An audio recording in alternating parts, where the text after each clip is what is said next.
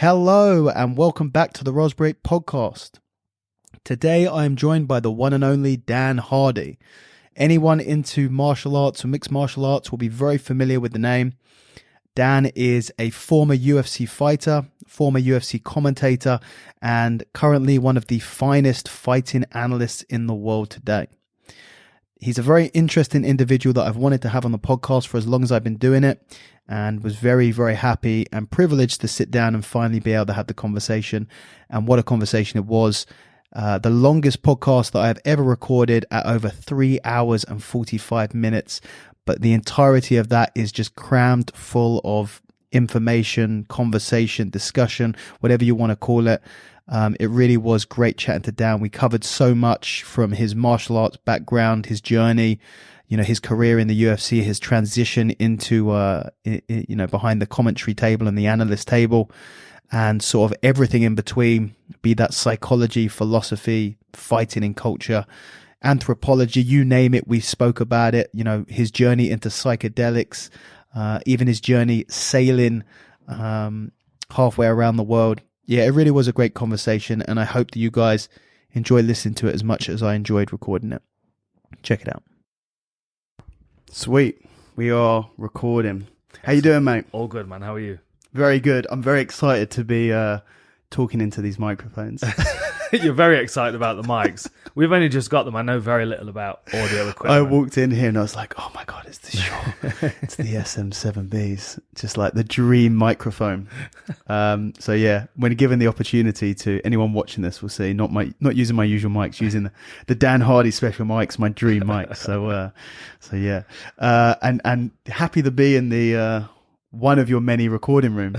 Yeah, well, yeah. Cool setup, man. I think some people don't realize that this is actually my house, and there's like a few sets in the house that we've set up, and this is the one where we do the majority of the shows, the podcasts, and the war room and stuff. And yeah, I'm on the interviewee side this time as opposed to the interviewer, which is cool. Yeah, I'm gonna move that. Got me a bit closer. As the interviewer, there you go. Little upward movement of the mic there. Let's get straight into it, man. Okay. I want to talk about. I know that you started martial arts very, very early, didn't you? Mm. How old were you? 6. So when you start martial arts at that age, that is not a decision that you have made. That is a decision that I assume your parents made for you. Yeah, but it was a decision out of necessity from my parents' perspective. Yeah. I mean, this was around the same time that the Ninja Turtles had just come out, when they were the Ninja Turtles before they were the Hero Turtles. Is that a thing? Yeah. Are they Hero Turtles? They were the Teenage Mutant Ninja Turtles, and then it changed, and they were the Teenage Mutant Hero Turtles for a while. Oh, and then it changed back. It doesn't have the same ring to it, does it? No, it's not the same. But it was, I mean, it was that, like, everyone was at school, everyone's running around playing Turtles, and I just loved, kicking and punching and stuff, and I think it was more out of necessity for, let's take him to a place where he can do this and not get in trouble for it than anything, because I was a relatively quiet kid pretty much all the time, but then when I wanted to play something, I was like fully into it. I've got a good imagination, and I'm all into something. So fortunately, there was a taekwondo school across the road from my house where a couple of my friends went to, so I went and joined there. And how long did you do taekwondo for? Let me think. So I started when I was 6, and I trained at the same place for about 3 years, and then the club separated. It started off as Eagle and Hawk, and then the two coaches went in different directions, and I went with Eagle, which was Master Rowley. So Eagle and Hawk was the nicknames of the... That was the name of the school. Yeah. But they each one of the two coaches represented one or the other, and when they separated, they went. That is brilliant. It was pretty cool. Yeah. That sounds like it's straight out of Cobra Kai. I know it was. It was pretty cheesy, and it in was. Fact, I think there's a character in Cobra Kai called Hawk. Have you watched? Yeah, because he's got the same haircut and back tattoo as me. It's so weird. Does he actually have the same? He has the back tattoo that he's got is almost exactly the same as the one that I've got, and he's got a red mohawk. Okay, wait a minute. Were you the inspiration for this character? I have no idea. Did you have a hawk tattoo on your... No, they're wings. I've got a Sacred Heart with wings on my back. Yeah. But yeah, I remember waking up one day and all of a sudden I'd been tagged a bunch of times because like the first episode of Cobra Kai had been posted on Netflix and people were taking screenshots and tagging me in it. Yeah.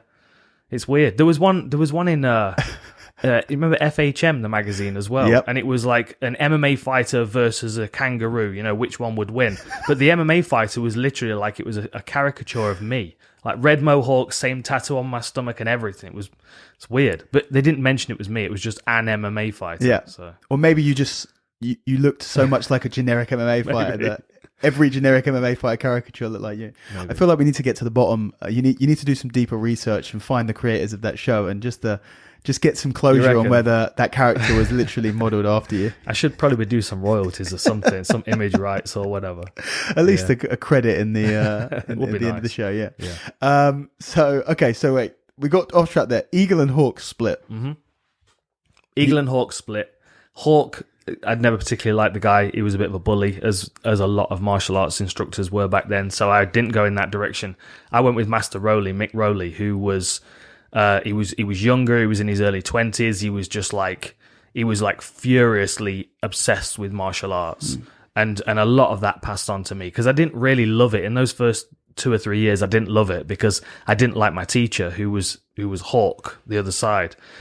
And Master Rowley taught all like the advanced students, and I was watching them on the other side of the room doing like flying kicks and jumping, and like it looked a lot more kind of like lively and real. Whereas what we were doing was like up and down in lines and rehearsing stuff, and it was long and boring. As well as the teacher being a dick. So then when I started training with Master Rowley, I was training with him like 3 times a week, 4 times a week from when I was about 10 or 12 onwards. But it was MMA. It wasn't really Taekwondo. I mean, we were hitting focus mitts, we were grappling on mats, because like sometimes we'd be in a sports hall of a school and they had mats, so we'd get all the mats out and we'd grapple and stuff. And that's very unusual for a Taekwondo. It was very unusual because it was a Taekwondo club, and when we were competing in Taekwondo. But Mick Rowley's focus was always let's learn martial arts, And sometimes, like if the room that we were using was closed for like a school play or whatever, he would rent one of the video study rooms, and we'd sit, and he'd come with all of his cassette tapes, and he'd start with. You go, okay, we're going to watch this in Bloodsport where the Thai boxer fights the Kung Fu guy. And then he'd switch over to a scene in Enter the Dragon. And then he'd go to a Cynthia Rothrock movie, and then a clip out of, a Jackie Chan movie where he's working on a Wing Chun dummy. So I was getting all of this information all the time, constantly giving me stuff to watch, constantly telling me about stuff, books to read. And, it was an amazing education in martial arts that wasn't just specific to Taekwondo. It's pretty incredible. You don't hear that sort of attitude very often. And I feel like from what I know of you, that is something that you have very much carried over into your entire career. And to this day, that studying all of these different, is that something consciously that you feel like you've taken from those very early years with him? I just think I've always seen that there's a big world of martial arts, and there's a lot of stuff that's either been, fallen by the wayside, that might not be quite, maintained very well, understood very well. I go back to some of the old school, styles of Kung Fu. And what I love about them is that it was the study of combat in nature, and that was the foundation. But they were working on a blank slate. They didn't have YouTube so they could watch boxing matches. They had no concept of what efficient fighting was, so they were trying to grasp it from wherever they could. And there's a lot of good understanding in some of those martial arts, especially with footwork and with weight distribution. But because it's not been maintained, it's not been applied and taught very well. So there's been this disconnect with a lot of the traditional martial arts and the actual application of their techniques. And for me, a lot of martial arts represent one range of combat sports. Muay Thai, I think, is quite transferable, obviously, because it covers a few ranges. But then there's even a range outside of Muay Thai, which Muay Thai doesn't take into account because it just doesn't fit in their rule set. And same, say, with Judo. There's it's a fraction of the combat sports spectrum. Yeah. You know what I mean? So there's like, I'm going to watch boxing matches because these are specialists with their hands. And if I take into account what they're doing with their feet and how that would transfer to MMA, there's a lot of positivity that can be gained from it. And there's a lot of things that people do naturally in MMA that you can look back into boxing history and see, they were using this footwork at this particular time. So like the idea of just kind of being a student of martial arts is, I don't know, it's my life. It's just kind of what I do. And that a lot of that did come from Mick Rowley. I mean, the joke was it was mixed martial arts. It wasn't mixed. Yeah. It was like he taught me what he thought was valuable to me. And it prepared me for combat sports. You know, I was competing in Taekwondo, but then I went over to Chinese kickboxing and then Muay Thai. And then I started entering grappling tournaments with barely any training. And I didn't have the technique, but I had an instinct for what was going on. And it helped me kind of integrate any new style into my game, because I looked at it objectively. You know, everything was put through that Bruce Lee philosophy ringer. You know, you absorb what is useful, you reject what's useless, and then you add what is uniquely your own. You know, and that was always every time I stepped into a new dojo or a new gym or onto new mats, I was there to see what I could integrate into my style and see what about my style didn't work. And I was very, very fortunate to have had the martial arts instructor that I did, that set me up for, you know, a career with a student mindset, I suppose. Yeah, with that philosophy, you know, it's one of those things where I feel like many people find an individual who changes their philosophy for life, and one can be very fortunate when that happens at 10 years old and not 40 years old. Yeah. Yeah. And the thing is, you know, he was still young as well. So he was still in a stage where he was learning, and MMA wasn't a thing, you know, so we were just watching whatever we could. Boxing was very popular back then. You know, we were fortunate to have Chris Eubank and Nigel Benn competing. And then after that, it was Ricky Hatton and Prince Nassim. So there was a lot of flair in the striking arts that we could watch and try and integrate that into what we were doing anyway. But the idea of constantly looking at what you're doing and, you know, stripping it down and seeing how you could organize it better, understand it better, apply it better. That's something that I see lacking across the world in martial arts generally. And I think generally that's where the disconnect is with a lot of martial arts and their path through history, if that makes sense. Like a lot of the traditional martial arts, they've kind of lost their way, especially when it becomes sport competition and rules start being tweaked and changed, and, you know, we start snipping parts of the range off, and, you know, we won't talk about that because we've not got those techniques in our arsenal. I still see it happening in these days, even with new events that are cropping up. They'll manipulate the rules to suit a certain martial art, and I think the focus should always be, is this efficient just generally? And that's why I love MMA, you know, because it does that. It's a platform to test everything. So obviously we don't see a huge amount of what we would consider traditional martial arts in MMA today. Every once in a while you have someone who comes from a background in a traditional martial art, but they almost seem like they're the exception, not the rule. What do you think that is? Is it just people are looking at it in the wrong way? People are trying to transpose techniques directly instead of looking at it on a deeper level?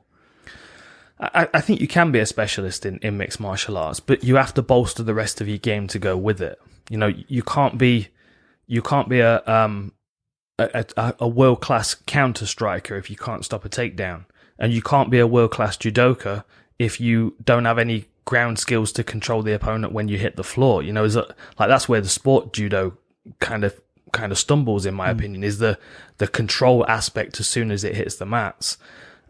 Same with Muay Thai. I mean, you know, we've found faults in the Muay Thai stance and style because now we've integrated clinch work that is, you know, manipulating the lower body instead of just the upper body. Like Muay Thai is very good with upper body clinch work, but as soon as you add anything, you know, below the waist, immediately we see loads of vulnerabilities in it. And I think that's what every martial artist needs to understand. Like Damian Maia is a good example because he adamantly wanted to be a representative of jiu-jitsu in MMA.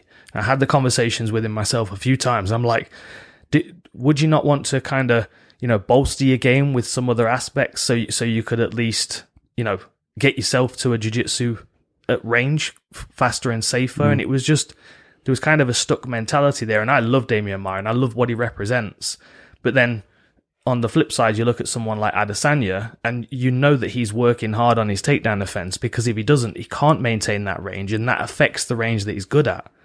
So no matter what you want to do in mixed martial arts, even if you want to be a flying triangle specialist, you have to have that Glover Teixeira foundational game. So you've always got a safety net to fall back on. And the specialists usually stumble because they don't have that. Well, they can be exposed. That's the problem with being a specialist is you create in showing the world what you're best at. You also show the world what you're the worst at. Yeah. And it also shows, where the vulnerabilities are in being a specialist in a particular style when the rule sets open up. Like you could be an excellent footlock specialist, but that changes as soon as you've got someone that's, sweaty and you start to get fatigued and you're in a position where they can hit you. And then there's the chaos of the moment and the lights and you know what I mean? There's so much more to consider in a live mixed martial arts, fight than there is, on a mat, professional jiu-jitsu or otherwise. The chaos element is far more dangerous in MMA. Yeah. Like those moments where you just lose control for a moment as you flow into the next control position. In a lot of different competitions, that's a safe thing to do, but in MMA, it can cost you, 2 or 3 elbows and the game's changed. So, that's another consideration for specialists as well. Yeah, absolutely. And sort of going back a little bit to your, to your journey. So you mentioned it in passing, but I wanted to get more into it. You at some point after you got into Taekwondo, you got into Chinese martial arts, and you actually went out to China to one of the temples to train there. Mm-hmm. So how did you get into? I'm assuming it was some form of Wing Chun.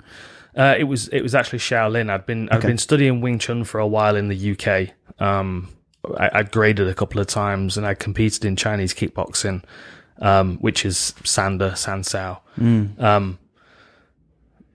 But for me, I always wanted to go to the source of it. I always wanted to go to the root of what I was learning. Like if I want to learn American wrestling, I'm going to go to America to learn it. If and at this point, the Shaolin monks were doing a tour of the UK, the Wheel of Life thing was going around and there was this whole mysticism around what they were doing and oh my goodness, is there something magical about this?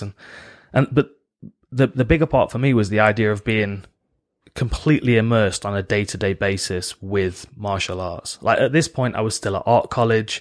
I was still holding down a job or two at times. I was going to band practice and there was a lot of stuff going on. The idea of being able to wake up, walk to the training hall and start my day and spend all day there and then go back to bed and wake up next day and do the same thing. That idea of constant everyday progress in martial arts, I idolized that lifestyle that they had. So I think more than anything, it was that I wanted to experience. So what was I, 19? About 19, I think. I went out and I initially went out for 2 months with the plan on going back and staying there for 3 years.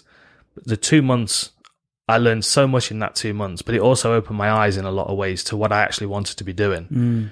I didn't want to be learning forms and patterns and, all these techniques that were just kind of surplus movements without application. I wanted to understand the application of them. And I could only do that by taking what I had and applying it myself because I didn't feel like I had the people around me to pull all the pieces together.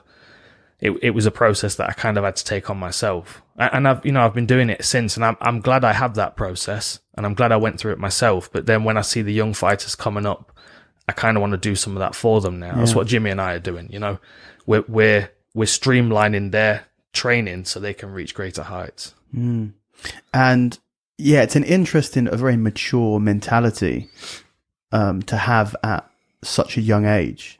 And obviously, you know, a natural desire to sort of have more, to get more out of the martial arts.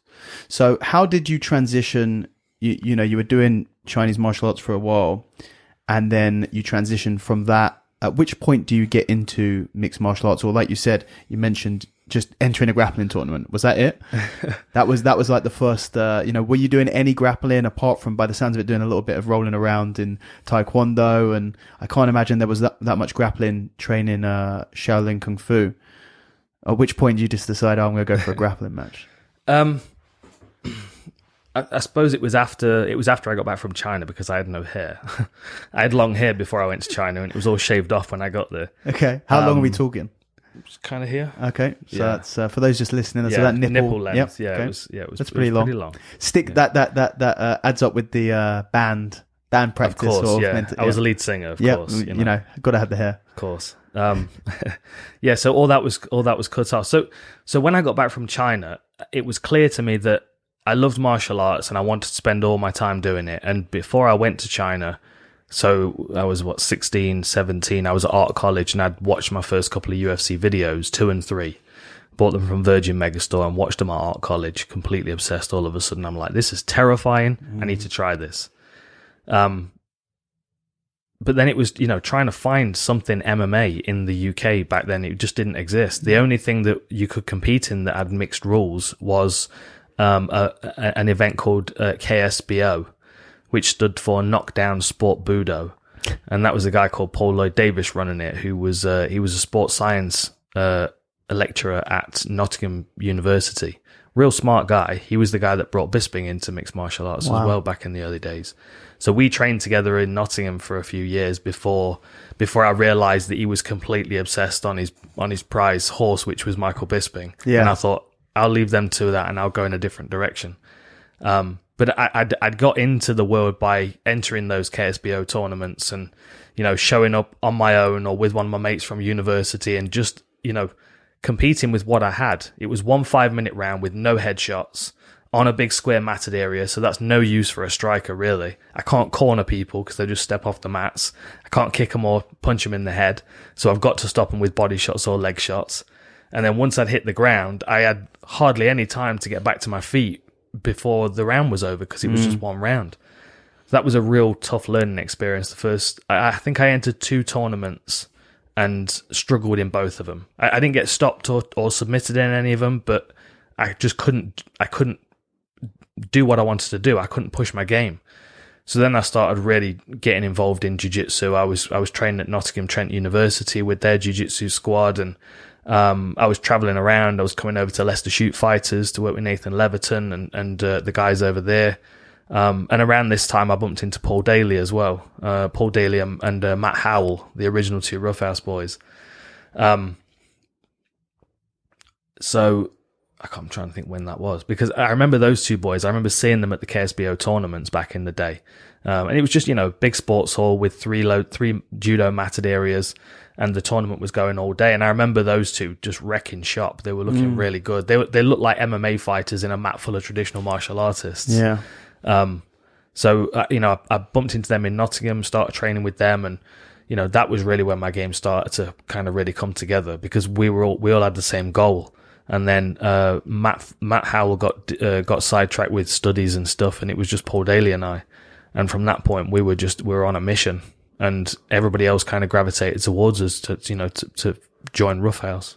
Yeah. So obviously, the episode I recorded yesterday, which would have been for listeners, the last episode a few weeks ago, was with Jimmy, who was also obviously wasn't there at the beginning, but very early on in Roughhouse. And we were talking about Roughhouse, and I sort of, with the exception of maybe London Shoot, arguably the top UK MMA gym ever, to this day. The number of high level guys that you produce through Roughhouse, yourself, Paul, Jimmy, Andre Winner, Ross Pearson, Nico Shipshak, all of these very high level guys competing all over the world in the UFC and stuff. And this was early days where there were not many people in the UFC. No. When you guys were there, now you look at the number of UK fighters in the UFC, there's a lot, but there's a lot of fighters in the UFC full stop. This was back in a time where it was very, very few UK people were in the UFC. Yeah. What was it about? Obviously, I asked the same question to Jimmy, but I'd love to hear your perspective. What was special about Roughhouse that you were able to do those things? I don't know, to be honest. I mean, I've thought about it a lot, because obviously, we've started a new gym now, but the Roughhouse 2.0 is the team fighting out of there, and they're all animals, as people have seen from the Roughhouse Uncensored on the YouTube channel. There was just something special about that time. We were all in a in our beginning stages of our MMA career, when we didn't really quite fully understand what MMA was. You know, Paul had he was an ice hockey player that went into the military that was just not very good in the military. He was a bit too volatile for that. And then this is Paul Daly. Yeah, I didn't know that. Yeah, no, most people don't. I don't think ice hockey player. Yeah, he was into ice hockey. Originally, yeah, just a great athlete all round. Paul Daly was. No matter what he'd have done, he'd have been excellent at it. And then got into ninjutsu, and that was his foundation of martial arts training. Yeah. Jimmy was Olympic, junior Olympic judo, and he had a very interesting background. Andre Winner, just a standout athlete with lightning fast hands. I was probably the one that had the least physical attributes out of everybody. Jimmy's got mad strength, like you've got, like real mad functional strength, perfect for MMA. Paul Daly, as you know, hits like a truck, very explosive, very powerful. Andre Winner, super fast. I always had to solve those problems with my brain. So it was like, I'm more of the Professor X of the team. You know what I mean? I've got to use my mind to solve these problems. And I think because we all came at it from a different perspective, but we all had the same common goal, we brought each other up.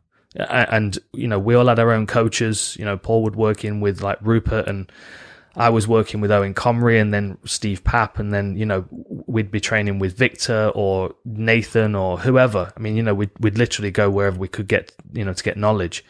And then Paul Daly and I started traveling to train. So I'd go to the US. Paul Daly, he'd often go to Holland, and then we'd come back onto the mat and we'd share what we learned. And, the team kind of came up, but the camaraderie and the banter was a big part of it. Like the trash talking, it just kept us real close.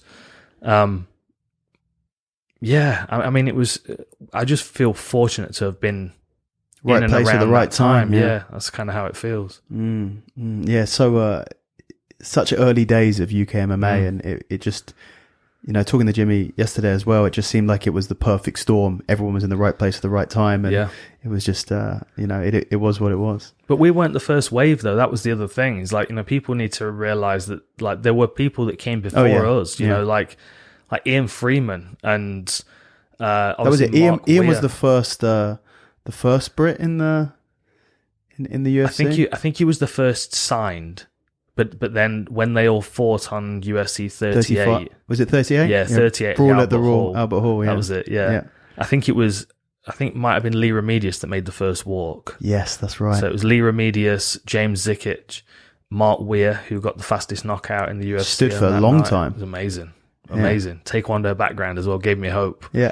And then Ian Freeman just put a beating on Frank Mir in the main event, and nobody expected that. It wasn't even the main event. That's the thing. It wasn't the main event, because at the people time, always forget the main event was Matt Hughes against Carlos Newton. That's right. That weird triangle slam. Yes.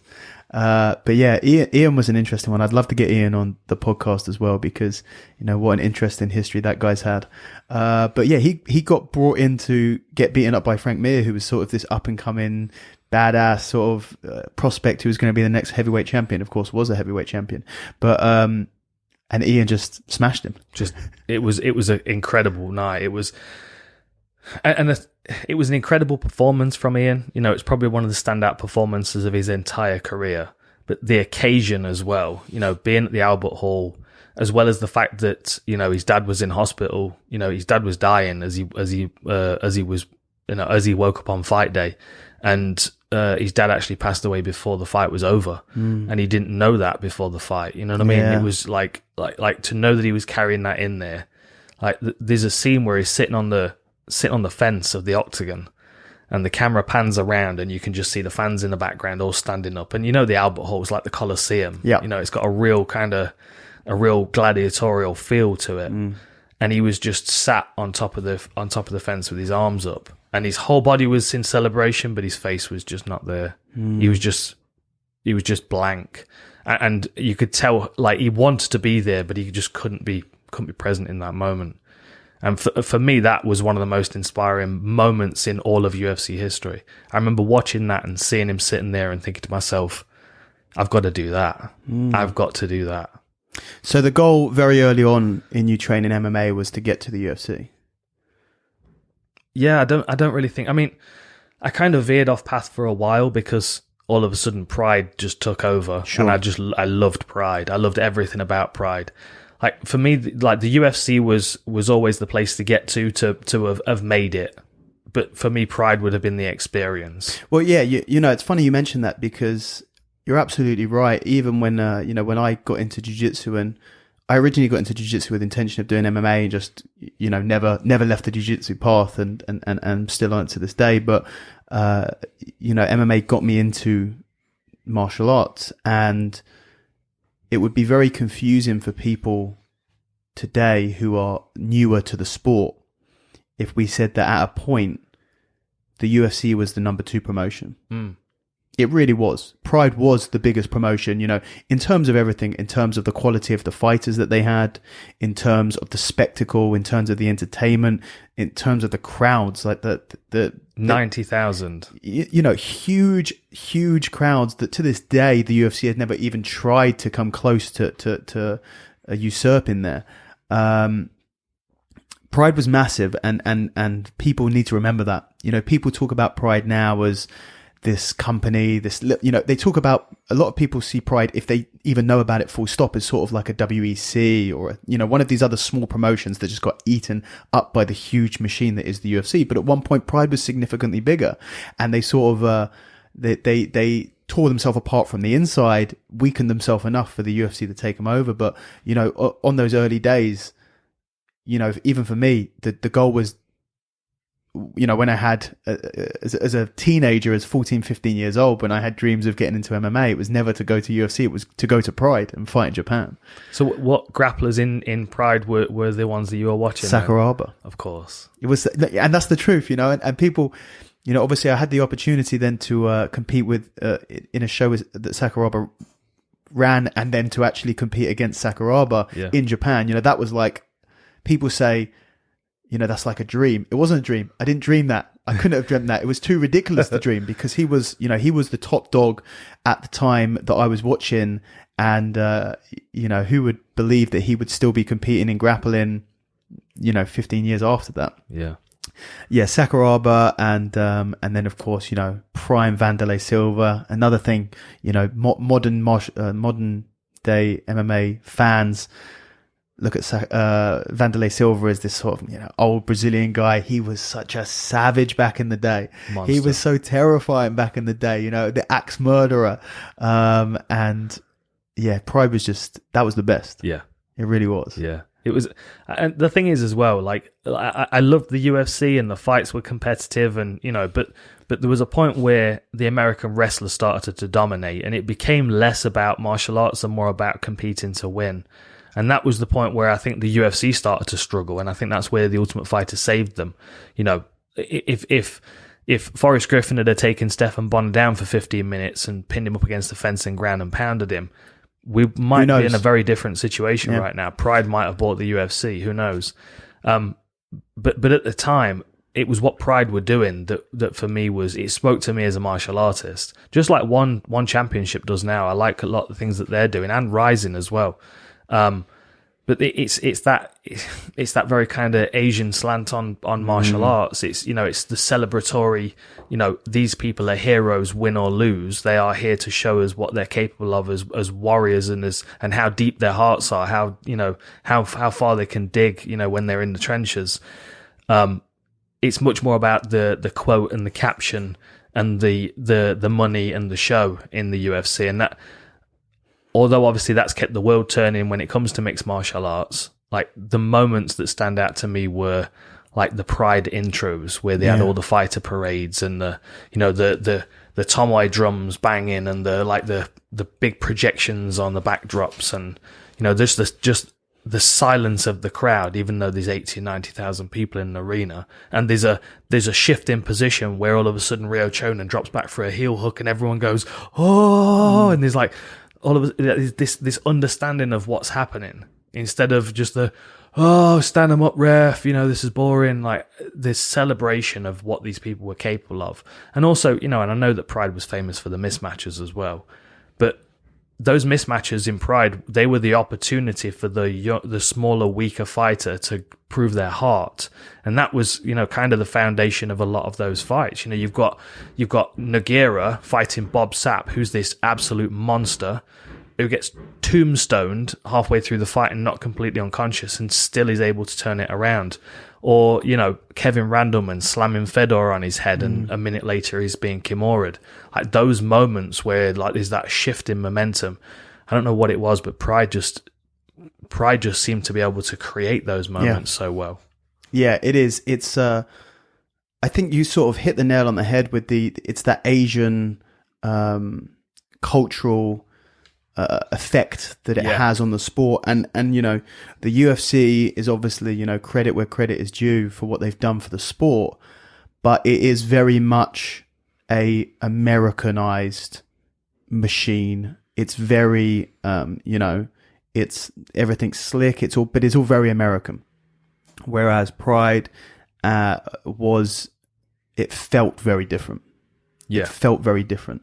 Even, you know, they could have the same matchup, but everything would feel very different around it because, you know, it came from the part of the world that really gave us martial arts. Yeah. It's the samurai mentality that, you know, you go there to give everything you've got. And, you know, and we see that a lot in the UFC now, of course. You know, there are fighters that are famous for, you know, going out on their shield and giving everything they've got and being too tough for their own good. And I mean, Nate Diaz is one of those people, and you know, he would have been celebrated in Pride just as much as he is in the UFC. I think even more so. Probably even more so. But then, you know, there are a lot of fighters in the UFC that they wouldn't have transferred over to Pride very well because, you know, their style just wasn't, you know, it wasn't friendly to the martial arts fan. But yeah, I always loved Pride. My goal at one point was to fight in Pride. I actually cut to 73 kilos twice and entered fights because that was the Pride lightweight division. I wanted to fight Gomi. That was the plan. So we actually contacted Rising recently requesting if Gomi's still fighting, that'd be a good, you know. We'll get onto that a little bit later about you still fighting. So, you know, let's talk about you. You know, early days in your professional MMA career.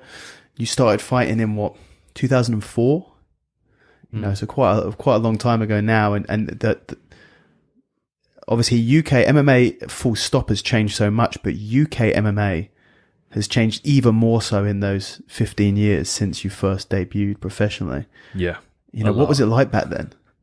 It was very Wild West. It was very wild. And you know, I'd already been fighting pro Muay Thai for a couple of years, so it wasn't too dissimilar to that.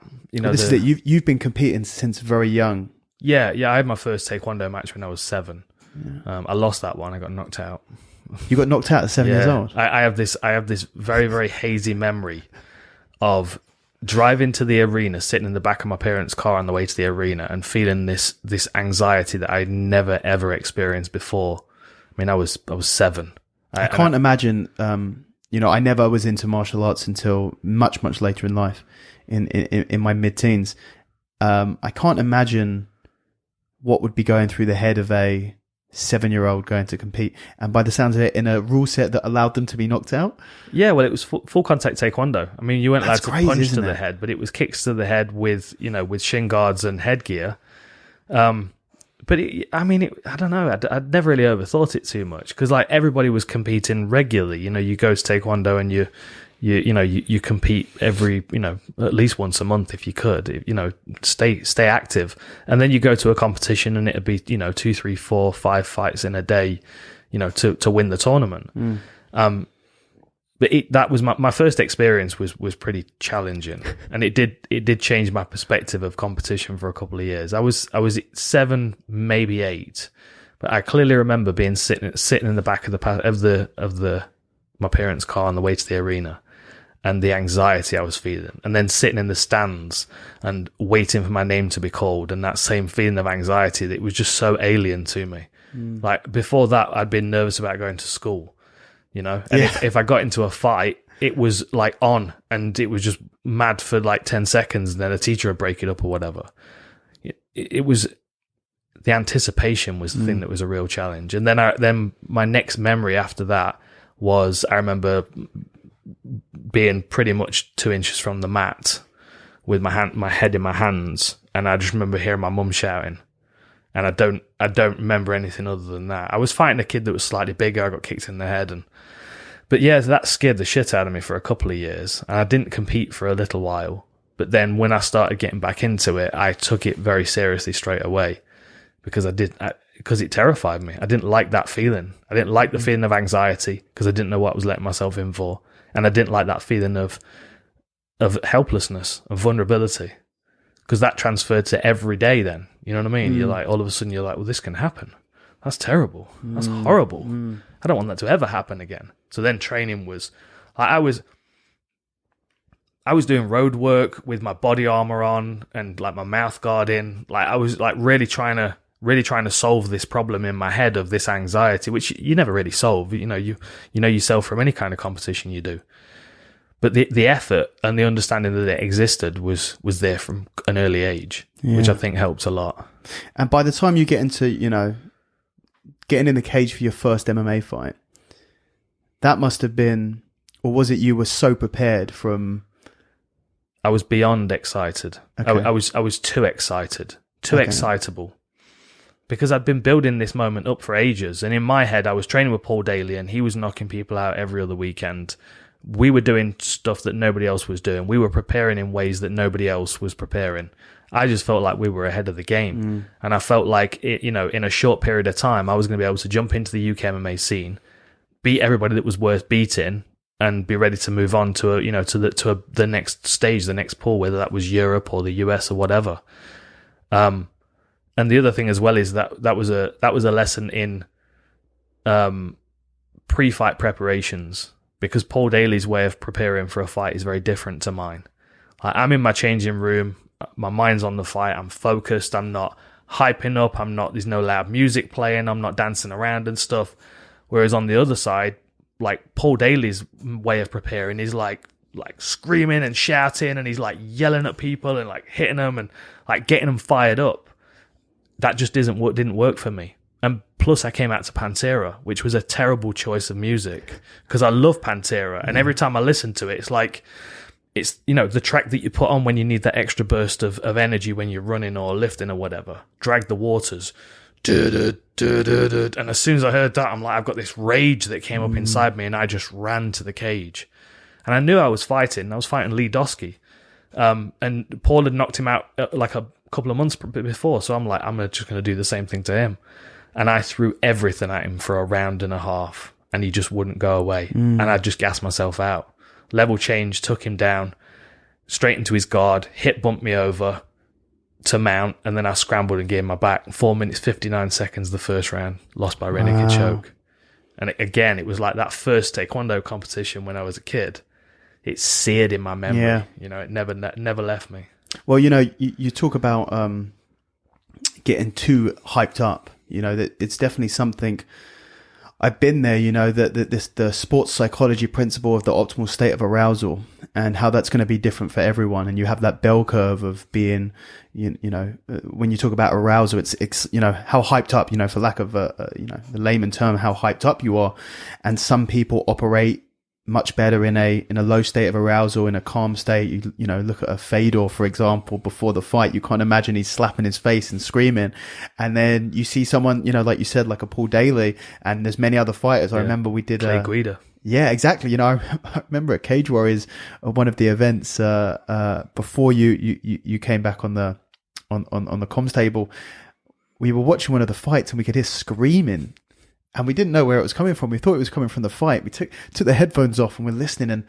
And it was, I can't remember his name, Maya, one of Brad Pickett's guys. He was screaming screaming the whole, and obviously no audience, so you could hear him. And he's just screaming, coming out screaming. And then, coming into this fight like a raging bull. And for some people, everyone needs to experiment with it. You got to find that optimal state of arousal. I remember for myself, I had, one of the first grappling match, or a very early grappling match, where I was sort of getting more serious into it. And I thought, I was watching too much Pride, watching too much Vanderlei Silva, and I remember listening to probably bloody Sandstorm, to be honest with you, and just psyching myself up, listening to some heavy metal music, you know, rolling the wrists, Vanderlei style, all of that crap, you know, sort of trying to harness the power of the axe murderer, run out into this fight, you know. And I remember it very vividly, and we're talking 14 years ago now. I remember it very vividly. I had all of the effects of absolute complete overstimulation. I had tunnel vision, you know, no peripherals. I remember, you know, diminished audio input, you know, couldn't hear anything. And I just ran out there and got tapped very quickly. Because I was just, you know, you're not thinking properly. It's all emotion. And then I remember I went too far the other way for the next competition. I go, well, I'm not going to make that mistake again. And now I'm listening to Beethoven, you know, and I'm rolling around, warming up, and I'm like, you know, half asleep. And I go out there and I never get never get out of first gear, and I lose that match because, you know, I'm just rolling around like I'm having a gentle roll in the gym with someone, and that person's there to actually win a fight. So yeah, it's so interesting for each individual person. You do kind of need to, in order to know where you work best, you've got to go too far, you've got to go too low, and you've got to calibrate that to get to that and find your own individual optimal state. It's an interesting one. Yeah, you got to. It's the Goldilocks zone, isn't it? That's it. And it's a spectrum, and everyone's somewhere on the spectrum. And some people need slapping around the face before they step into the octagon, and other people, you know, they need to walk out to Andrea Bocelli and hold hands with their corner team, and they walk out in tears like Akiyama did. You know, it's interesting you talk about harnessing the power of Vanderlei Silva, because I had a similar thing I used to do, because I had, like, remember the old iPods with the little screen. I remember I had two highlight reels on there. One was Vanderlei Silva and the other one was Ernesto Hoost. Yeah. And I always used to watch the Ernesto Hoost one until I got knocked out the first time, and then I switched over to Vanderlei Silva. And the reason for that was because I could watch him and go, he's just walking through these punches. Like, this kind of idea that once you've been knocked out one time, you like, the next fight, the challenge is to overcome the idea that the first punch that touches you is going to knock you out. I think everybody goes through that stage when they've experienced that first. But for me, when I was the first thing I would do is, the last thing I would do before walking out was watch that Ernesto Hoost highlight reel. And that's because there was a finesse to the way that he fought, which I always wanted to try and embody. I like the calm, calculated psychopath, the Ramon Deckers, the guy that if he could set you on fire with his eyes from across the ring, he would do, but he can't, so he's gonna have to beat you with Thai boxing instead. I like that calm fury. That for me is the pinnacle of arousal for combat sports, because that's the point where I start to feel a bit like a passenger, and I'm just letting my training take over, and then I can remove the emotion from it, and it's just logical calculation at that point. And that really, I think, is where people make the best decisions. Yeah, 100%. Yeah, I couldn't agree more with that. You've got to, I think the term is steady haste, isn't it? Where it's steady, it's there, but it's not wild. Yeah. See, I still this from Bill Burr, but I idle about 300 revs per minute. I'm up there already. So my challenge is just being calm most of the time, you know. So in those environments, the challenge for me is not to try and fire myself up. It's to try and hold that back, because I'm naturally in a state where I'm like even when I'm cornering, I was cornering, Goddard was laughing at me yesterday for it. Like, even when I was cornering Dean the other day and he lost, he got caught with that body shot. Like, my brain just switches there, and I'm just ready to fight everybody in the corner. Yeah. I'm ready to fight him and his brother and his coach all together. Let's go. Because it's like, there's a feral quality there that I don't know. I think everybody has it to a certain extent. Definitely some more than others. Yeah, for sure. And I think I recognized that as well when I was young, and I kind of helped nurture that. That's why I quit drinking at 17, because I realized that was where the disconnect was with that feral side of myself that could come out. You know, I always want to keep control of that, even in a fight. But because it's there, it's like an extra battery pack. You know what I mean? Yeah. And I see that in other fighters. Like, Truman's got it as well. Like, he's got that dog in him, and sometimes he needs it, but it's best to keep it in the kennel for the time being, so it's not just biting randomly. Yeah. You know? Yeah. It's got to be in the back pocket for when you need it. Exactly. Yeah. So anyway, you make your way to the UFC. When how many fights roughly were you in, and sort of what was that situation like? Because of course, you know, you were with that generation of fighters, and you guys at Roughhouse with was it the Ultimate Fighter? Yeah, the UK v America. Yeah, which one was it? I don't remember what season it was. It was a few in, probably 15 in, but it's the Ultimate Fighter, the Ashes. It was called, wasn't it? It was UK v Australia. No, the first one, the UK versus USA. Oh, that was with so the one where all of our guys were. Yeah, in. Exactly, the Roughhouse guys. Yeah, so Dean Amersinger was in it at welterweight. I believe it was welterweight, middleweight. Andre Winner and Ross Pearson got through to the final and faced one another. Of course, Nick Shipchak.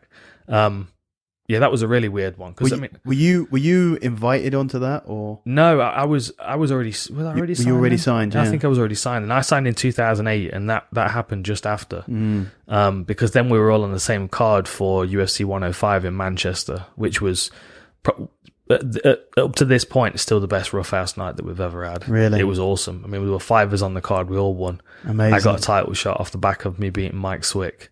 Just a really, really good night. But then we had entered the Roughhouse shows for Cage Warriors. Jimmy was talking about this yesterday. Yeah, they were amazing. I've got some of the old posters on the wall in my gym. You know, they were great nights as well. But all of us together.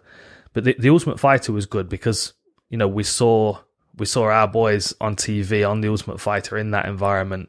You know, the banter was still there, the trash talking was still there. They had to subtitle them because people couldn't understand what they were saying.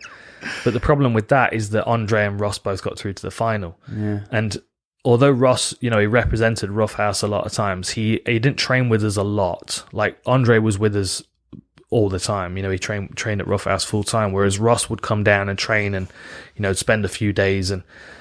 But then when they got through to the final, it was like, we just don't want them to fight each other. It was a really awkward night. That was really difficult. And obviously, you know, I was in Andre's corner fighting Ross, and I don't want to coach one friend how to beat the other friend up. That's where MMA is different to other combat sports, I think. Yeah, well, the stakes are higher. Yeah, you know, it's different, and you know, I don't want to get into the semantics about what various people consider a fight and not a fight. I know most MMA people laugh at jiu-jitsu guys when they call it a fight, and you know, is it a boxing fight or is it a match, and is it, you know, all of these different things. But you know, one thing that you can't deny is it's very different to going and grappling someone than it is to go and fight someone in a cage. Yeah, it is absolutely. It is. You know, the fight aspect, it does transfer to other combat sports. You know, whether it's grappling or boxing or anything, because there is a fight element to it. The restrictiveness of the rules doesn't change the desire to fight for the win. You know, that's my theory. Yeah. It transfers into other sports as well. You know, a team of rugby players will fight for the victory, and the more contactive, more combative the sport, naturally, the more fight there is to be had. You know, same with ice hockey. You know, I'm a big ice hockey fan when I have the time, and you know, the reason I like that is because like there is the potential for a fight. Yeah. So you always feel that on the ice when they're banging into each other and jabbing each other with the stick, and you know, there's a ferocity that's underlying, and that's in every combat sport as well as some team sports. But the fullest expression at the moment from what we see is MMA, because you can sit on somebody and elbow them in the face until they're unconscious, or you can hold somebody in a crucifix position and hit them until they're a bloody mess. And the direct goal in MMA is to damage the other person as much as you can. It's deconstructing humans, isn't it? Is what we're studying, and you do it in a more mechanical way than I do it. My method is coming from a striking perspective, so it's vulnerability of single targets that need a bit of power and pressure, whereas the opposite end of the spectrum is your background, which is where you come in from control. And I think we spoke about this last week at Cage Warriors briefly, but I think people understand grappling and wrestling a lot more from a spectator perspective, because you can mechanically see what one person's doing to another. Whereas when somebody watches Adesanya or McGregor, because there's not the physical contact, they don't understand that control and manipulation that's taking place. Do you know what I mean? And it's like, and then And then the more I get into it, the more I see the higher level guys in jiu-jitsu then start to play these really high level baiting games as well to set people up and walk people into things. Like there's just a real beauty to it. And the less rules there are, the more possibilities there are, the more control has to be had. I'm going off on weird tangents here. That's what we do. You keep going. You keep going. Yeah. It's just, I find it interesting that the crossover, because I come from a striking perspective. If someone comes from a grappling perspective, everything that they consume is gonna go through those filters. Yes. But there's so much more crossover than a lot of people realize. The only difference is that the control that you have to have to be a high level striker doesn't involve any physical contact. Yeah. So then there's the understanding of the arena a lot more, the space that you're working with, the angles of the corners and those kind of things. And how that changes from one arena to the next.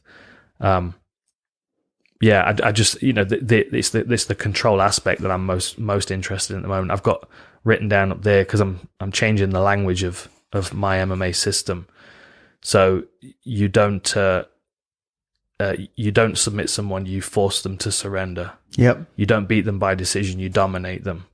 And you don't stop them with strikes, you render them defenseless. And the goal of all three of those is to engineer efficient conclusions. So the first page of Lessons of War, the book I'm working on, the first page is one simple statement: this is not a system of self-defense. Yeah.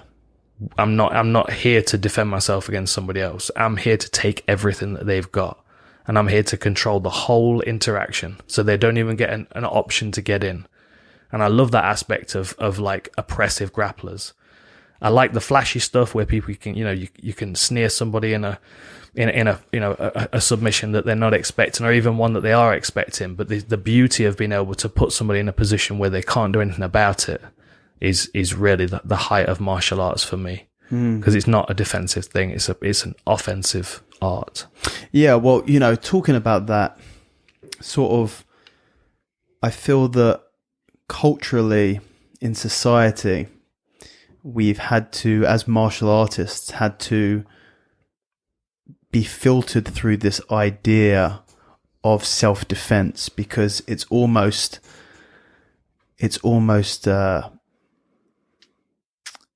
culturally and societally unacceptable to want to fight someone offensively.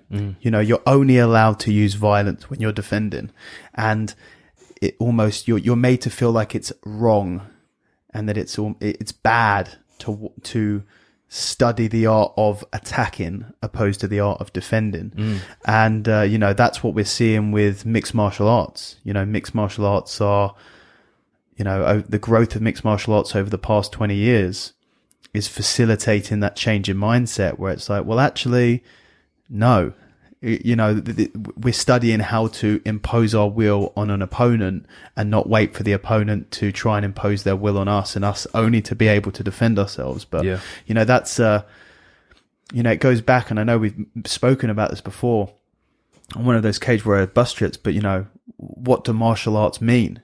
The word martial comes from Mars, which is the Roman name for Ares, which is the god of war. And it's important. It's not just the god of war. There are two gods of war.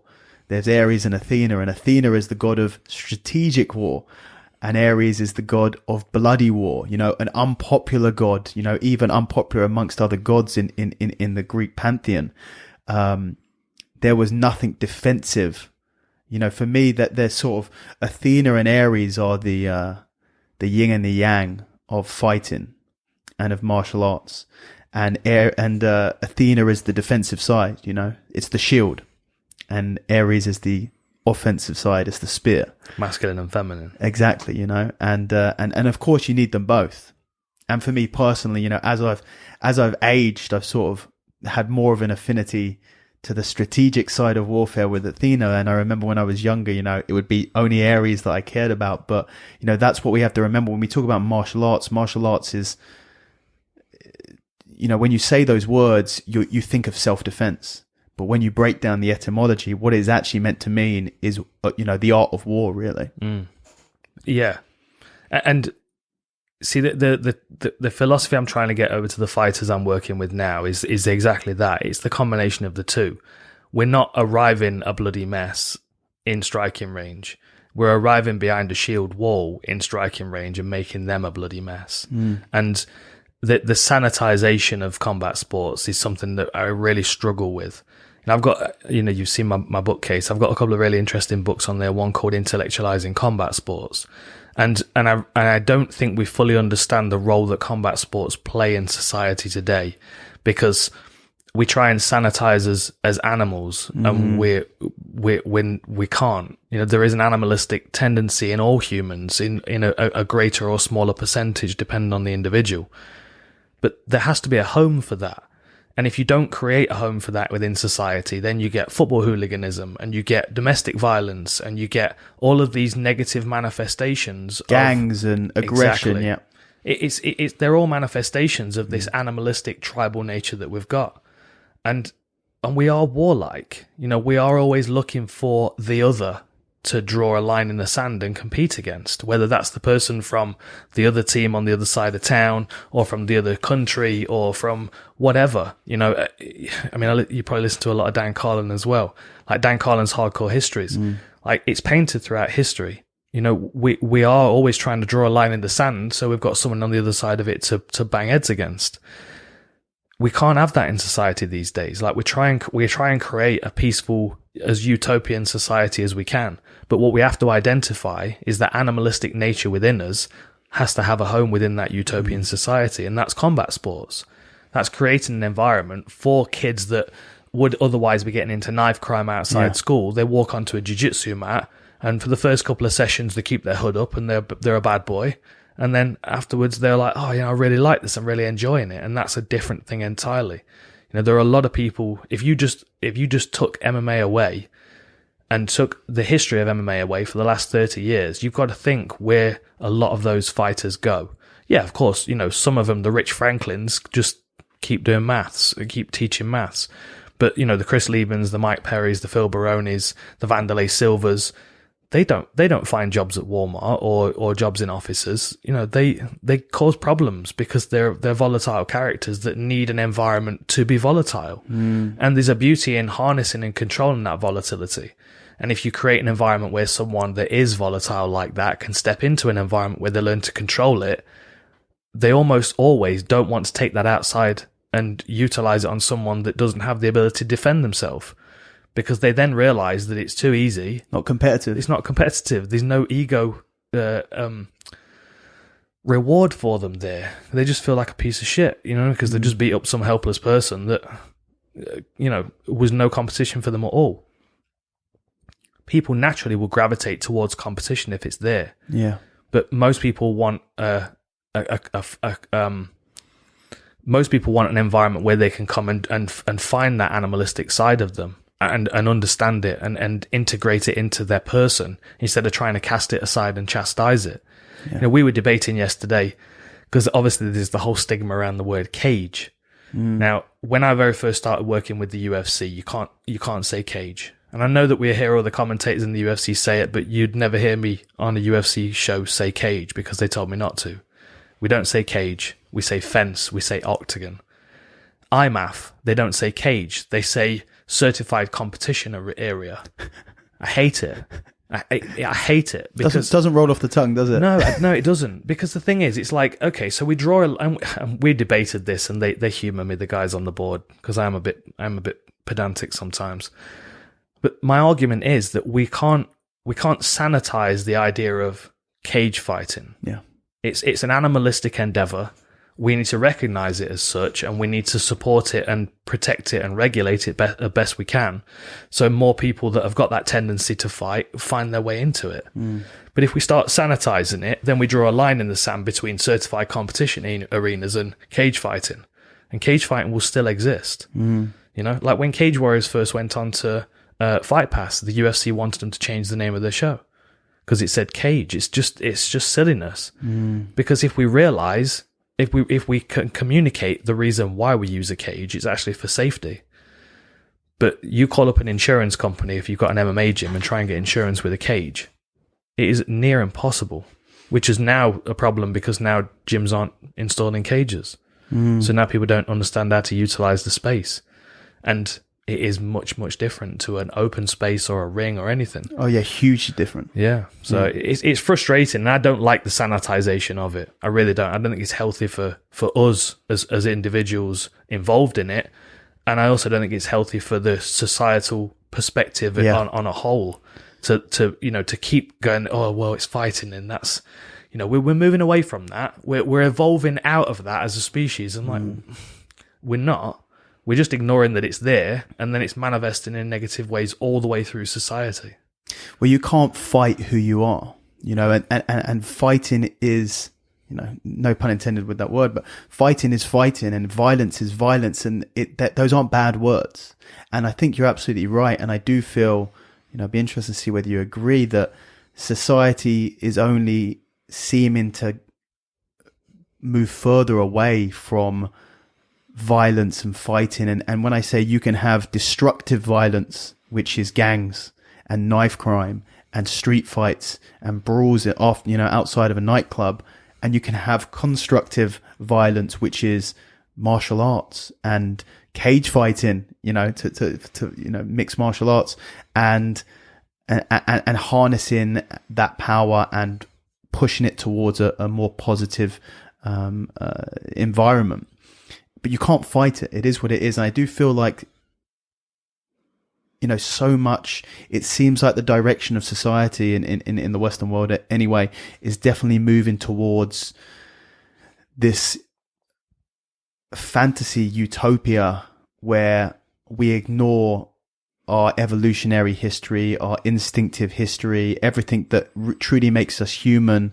And in doing so, some people feel like we're evolving, but if you try and evolve away from what we are, you take away what we are, which is humans. And, trying to take away, I don't want to get into this big thing about veganism and stuff like that, but, so many people trying to push this, but we don't need to eat animals anymore, so we shouldn't. There was a time in our past where we had to, so we did, but now we don't have to, we shouldn't. But that is a part of us. You can't separate that from who we are. And I think fighting's the same thing. And it's scary because I think, like you said with the, we have such a problem in the UK with gang violence, with knife crime. These are kids who could get so much from being put through controlled fighting environments, controlled violence, mixed martial arts, grappling, all of these different martial arts styles where they're able to find a constructive route for whatever it is inside of them that makes them pick up a knife, get with their mates and try and stab someone else. And it's scary because there should be more of that and not less of that. And it's a tricky one. But if we examine why those people are gravitating towards those environments, it's not the majority of the time because they like the idea of stabbing up someone outside of school. It's because they feel afraid and vulnerable. So they're band together in a group and then they do things that make them a more established part of the group by being tough and being strong, and then uplifting the confidence of all the other people in the group are also all as vulnerable as that individual that's gravitated towards a gang. But the real damaging thing when it comes to violence, like sport violence and actual violence, damaging violence, that's the stuff that lasts from one generation to the next. That's a kid that gets beaten up by his parent, and then that kid then becomes a violent, aggressive individual that then perpetuates a cycle, which always comes back to fear. It's a fearful child that's then acting out in an aggressive way because of fear and feelings of vulnerability. But that same kid could have been put into a martial arts school and be a very different individual. And even better, the parent that was beating the shit out of them when they were a kid, they'd have got into martial arts when they were a kid, and then we wouldn't have had that process in the first place. Like the understanding of the animalistic side gives us control of it. The shunning of it, the condemning of it, it just sits dormant and finds its ways to the surface, without us having an understanding of control. Or even pretending that it doesn't exist. We can't pretend that it doesn't exist. Yeah. And there are some people it doesn't exist within very much at all. But everyone's got a button, everyone's got a trigger, everyone's got a limit that they'll be pushed to.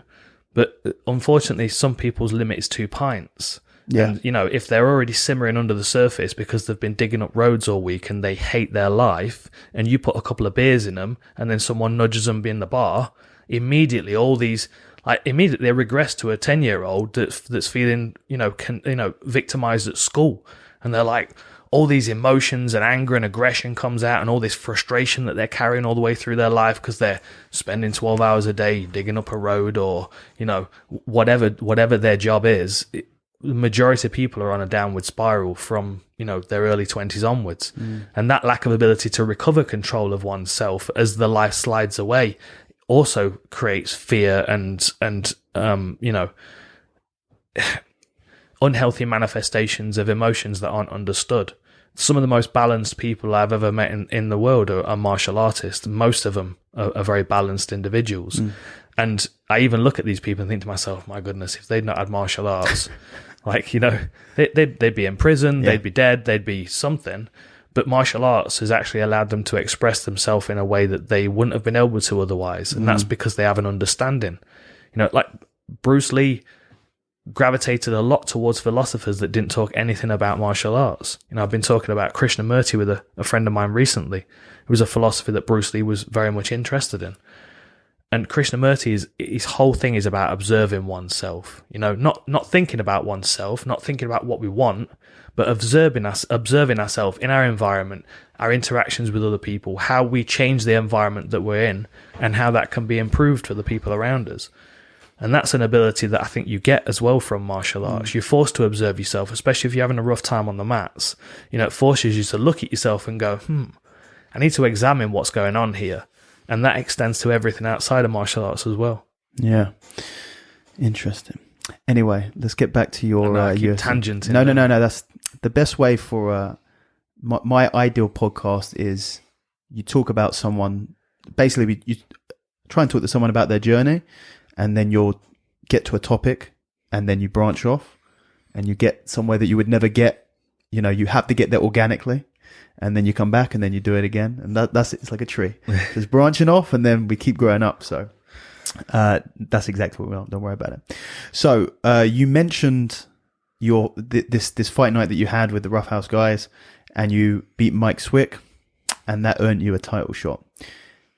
Now, to my knowledge, you were the first the first Brit to ever get a shot at a UFC title. Mm-hmm. That must have been insane. Yeah, it was for a lot of reasons. One, because it was GSP, and there was so much hype and fanfare around him already. He was already considered to be the best pound for pound in the sport. And I was 4 fights into my UFC career, and because I didn't pick up a loss, it was like a fast track. I got Akihiro Gono, Pride guy, in my UFC debut, and immediately I'm like, they're setting me up for a tough run here because Gono's not an easy fight for anybody. I mean, he's got wins over like Musasi and Hector Lombard and stuff, and it's like, okay, UFC debut, fair enough.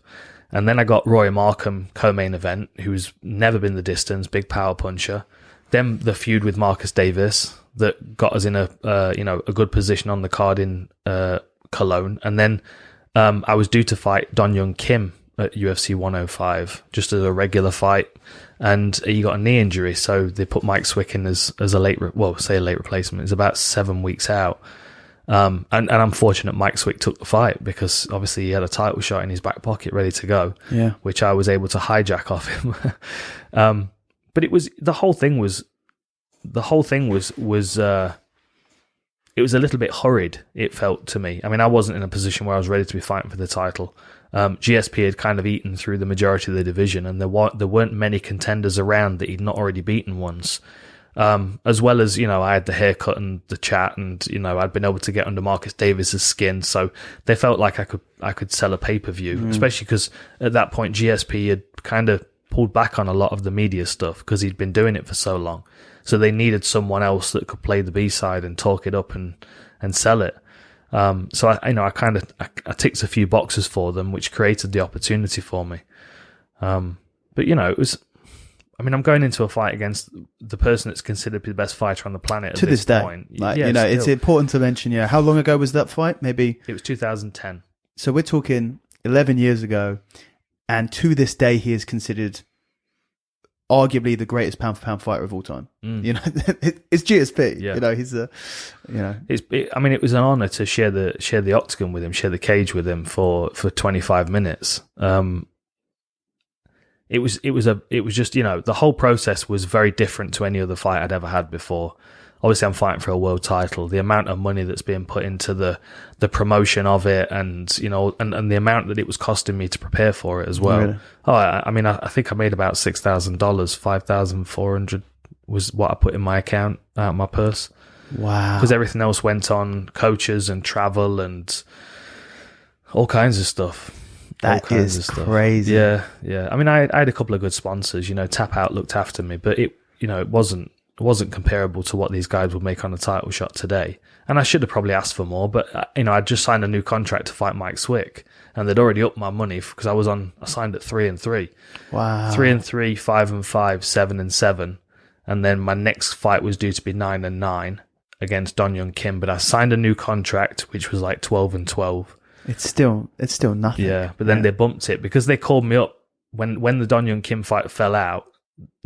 Joe Silva called me up. I remember sitting on my sofa and my phone rang, and he said, Don Young Kim's out. He's got a knee injury. How do you feel about Mike Swick for a number one contenders fight? I said, yep, sounds good, no problem. And I hung up, and I started getting ready to go to the gym, and he literally called me back immediately. He's like, what do you mean, you all right? I'm like, okay. Just send me a new contract with his name on it, and I'll sign it and send it back to you. And then he was like, no, I'm going to send you a new contract. And he sent me a new contract for 20 and 20 because I'd just basically just kind of said, yeah, whatever. Because I'd never negotiated fights. I wasn't interested. If you put a contract in front of me with a name on it, it was my opportunity to fight. Were you being managed? I mean, I suppose technically yes, but the person that was managing me was not a good person and not a good manager. Yeah. And, you know, was taking every opportunity to make money off me any way he could, but that was managers for you, and I didn't care enough to do anything about it. It was my fault, and I don't blame anybody else. I don't blame the UFC for, you know, not paying me much, because I should have asked for more. But I was there to fight. You know, I was there. I had this mercenary mentality, and I felt very much at that point that I was within the UFC family, and that's kind of how it felt, you know. And you know, Dana would give us these talks before the events, after the weigh-ins, and it'd get everybody fired up, and like people in the dressing room, like after the weigh-ins, like basically the whole card, opponents, they're like giving each other a thumbs up, like, let's have a good show tomorrow, and for the fans, because we're part of the UFC family. Yeah. And then as soon as the GSP fight had happened, like, then I'm in a co-main event with Condit, and that was a swing that could have gone either way. I think the UFC knew that could have gone either way, so the benefit was I was either going to get a win in front of the London crowd against another guy that was good, and maybe one fight away from another title shot, or they were going to establish a new contender off the back of me. But once I'd lost that fight to Condit, and then they called me up and they were like, right, Anthony Johnson next. I'm like, okay, they're now trying to sweep me out of the division for the next guys coming through. And we see this all the time, and it frustrates me because this is where Japanese MMA was different. Like, Cowboy would be carried in on a throne and celebrated, you know, not kind of thrown to the wolves at every opportunity because he's a name and we can profit off the back of him. Oh, we'll give him Anthony Hernandez or whoever else. Like, we don't know who these kids are, but shouldn't be fighting Cowboy because he's deserved the right to be in the veterans division. Well, I feel like it was the same with Anderson Silva, you know, later on in his, the last 5 years of his career. Yeah. He had no business fighting Uriah Hall. He had no business fighting Adesanya, really. It's a fight that could sell because it's Anderson Silva, but it's not Anderson Silva, you know? Just like when, Ryan Hall beat BJ Penn. Yeah. Like, that's not BJ Penn. Yeah. I'm not saying Ryan Hall's not a great fighter, but you're not beating BJ Penn. It's just the name at that point. That's it. And it just makes me sad to see that. And the thing is, like, there is a cycle and it is a promotion and you're valuable until you're not promotable anymore, you know, and that's the thing is, like, they kind of sweep people through and, you know, get them in. Are they worth something? Get them out. If they're not, let's get the next people in.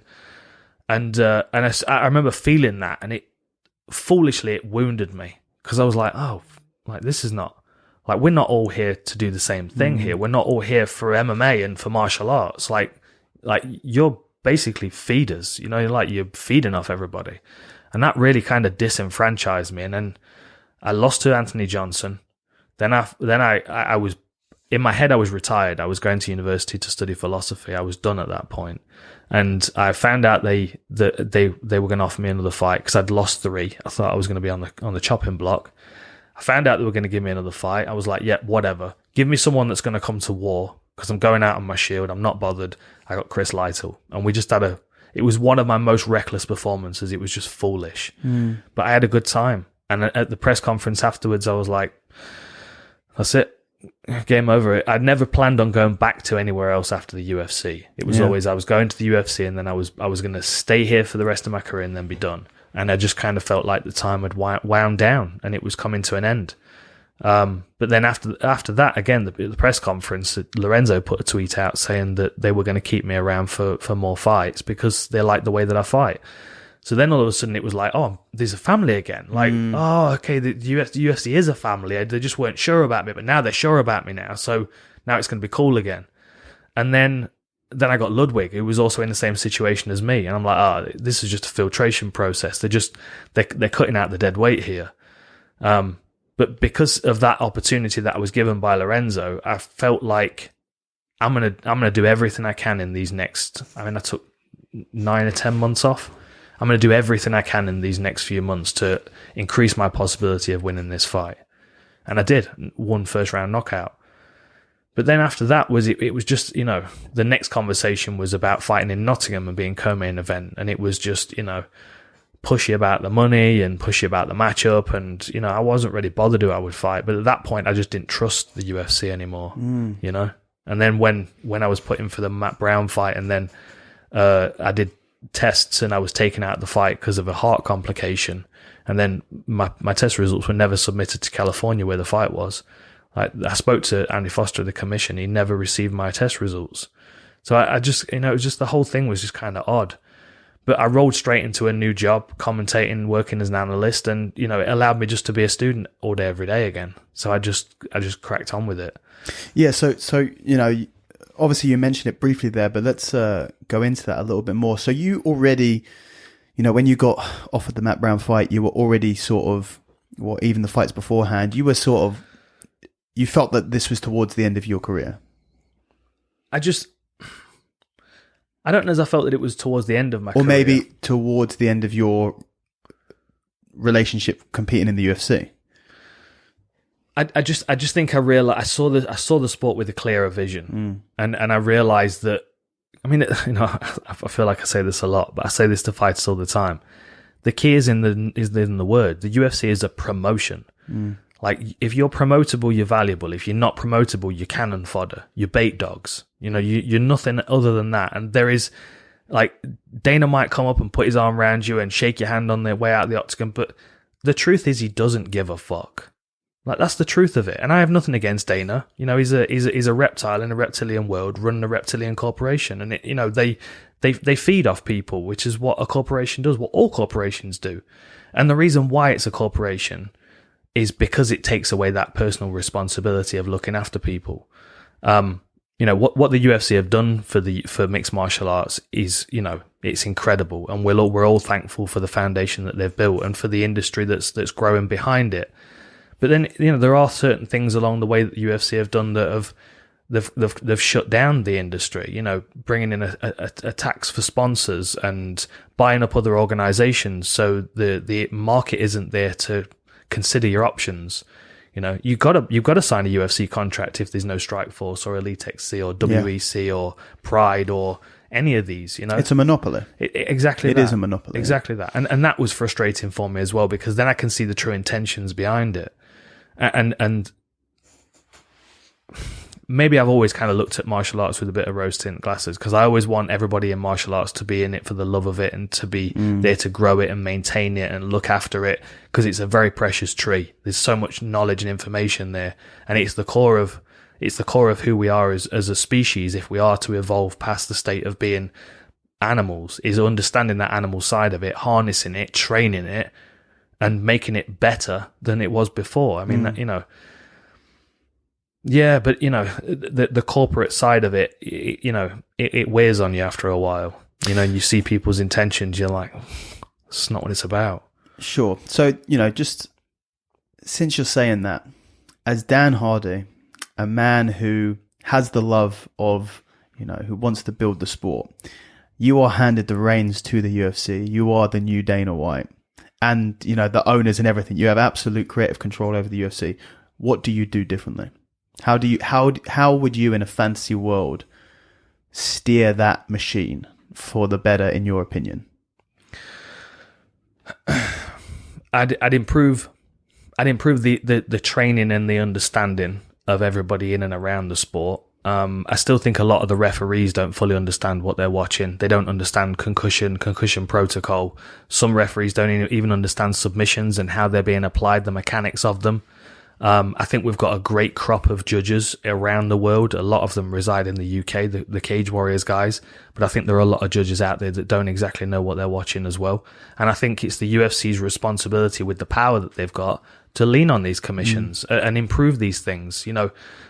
Give referees training with people, with neurologists, so they can understand what a concussion looks like and how a concussion can manifest from one punch to the next, because they're all very different. Some people go stiff and rigid. Some people go completely limp. Some people's eyes are open. They look like they're focused. Some people look like their eyes are spinning like a fruit machine. They're all very different. But a lot of the time I see things not being recognized. Like that dislocated arm the other week in the Paul Craig fight. Yeah. I didn't see the point in letting that fight go on any longer, because he wasn't going to get himself back into it. There are points when I feel like the UFC has a power, but sometimes if there's not a financial benefit in going down a certain path, they won't do it. Like obviously there's the healthcare, and there's something that people will always point out. Oh, well, the UFC have got the fight to healthcare. Yeah, but A, it's a tax write-off for the UFC, and B, there's a $5,000 deductible if you're a fighter. Really? So it's not like it's free. You know what I mean? Yeah. It's like you've got to pay that out of your own pocket, then claim whatever you can back from the UFC. Like if you look at the true intention of the UFC, it went from banners and shorts with freedom on sponsorships, as long as it wasn't anything controversial, to then a sponsorship tax where every company that wanted to sponsor any UFC fighters had to pay the UFC $100,000 a year. Really? And then it was, well, no, can't have your own sponsors. You'll wear Reebok and you'll have Monster on your shorts occasionally and this and that, and you'll get a pitiful fraction of what you would have made previously. Like JDS, Vitor Belfort, those guys were making millions a year on sponsorship. But then when you add the tax in, all of those peripheral sponsors that have got a few quid that they'll throw into the UFC, they just disappear, they go elsewhere. So then the sponsorship pool gets smaller and there's less for the fighters. And it's that constant sanitization and control of, let's uplift these three numbers and let's oppress everybody else that competes underneath those three numbers. I changed the gloves. That'd be my first priority, because we're going to lose people's eyes soon. And I don't know what it's going to take for them. I mean, Bisping's already lost an eye. Yeah. And if you ask him, he'll take it out and throw it on the table in front of you. That's, in his head, what he sacrificed for the UFC is his eyesight. Like, you don't want to be creating those people that are going to look back at the UFC in a few years and go, you motherfuckers. Like, look at what you've done to us. Like Spencer Fisher, it's heartbreaking when you speak to Spencer Fisher. You remember him from way back in the day, the King. Like, he was a bantamweight fighting at lightweight because it was the lowest division. And he just got so much brain trauma. 10 years ago, he told me he can't remember his daughter's name sometimes. You know what I mean? And it's like all these guys are on their way out of the sport. We need safety nets for these people. We need monitoring of these people. We need a pension scheme. We need fight-ending injury compensation for these guys. And when you've got someone that's sitting there with 600 million in the bank, that's arguing whether they should pay John Jones 10 or 20 or whatever he wants to fight in Ngannou, that to me makes me a little bit sick in my mouth. It's almost like, how dare you? You've never strapped on a pair of gloves yourself. How dare you? That's what pisses me off about it. It's the overall kind of greed and the feeding off the industry now. Because at one point it was uplifting. The UFC was carrying MMA into an area where it was legitimized and respected. But there was a tipping point, a bell curve, and we're on the downward slope. Like these rumblings of Ngannou saying, why are these Triller guys making so much money and I'm getting 350,000 as the most dangerous man on the planet? And all of a sudden now there's an interim title being created just as a massive fuck you. Yeah, that was very strange to see them making an interim title so quickly. It's a middle finger to Ngannou and to his manager and to John Jones, because they're like, we don't need you. The UFC is bigger than everybody. And it's not. You know, like MMA is bigger than the UFC. And that's what the UFC need to recognize. And the other thing you've got to bear in mind as well is, I don't know whether you saw the tweet from Brian Kelleher the other week. He put a tweet out and he said, you know, are there any YouTubers around? Because I don't want to, you know, have to go and get a job at Walmart when my fight career comes to an end. And then we've got this girl, Jessica Alpar, that started a GoFundMe account for herself because she wants to be a UFC champion.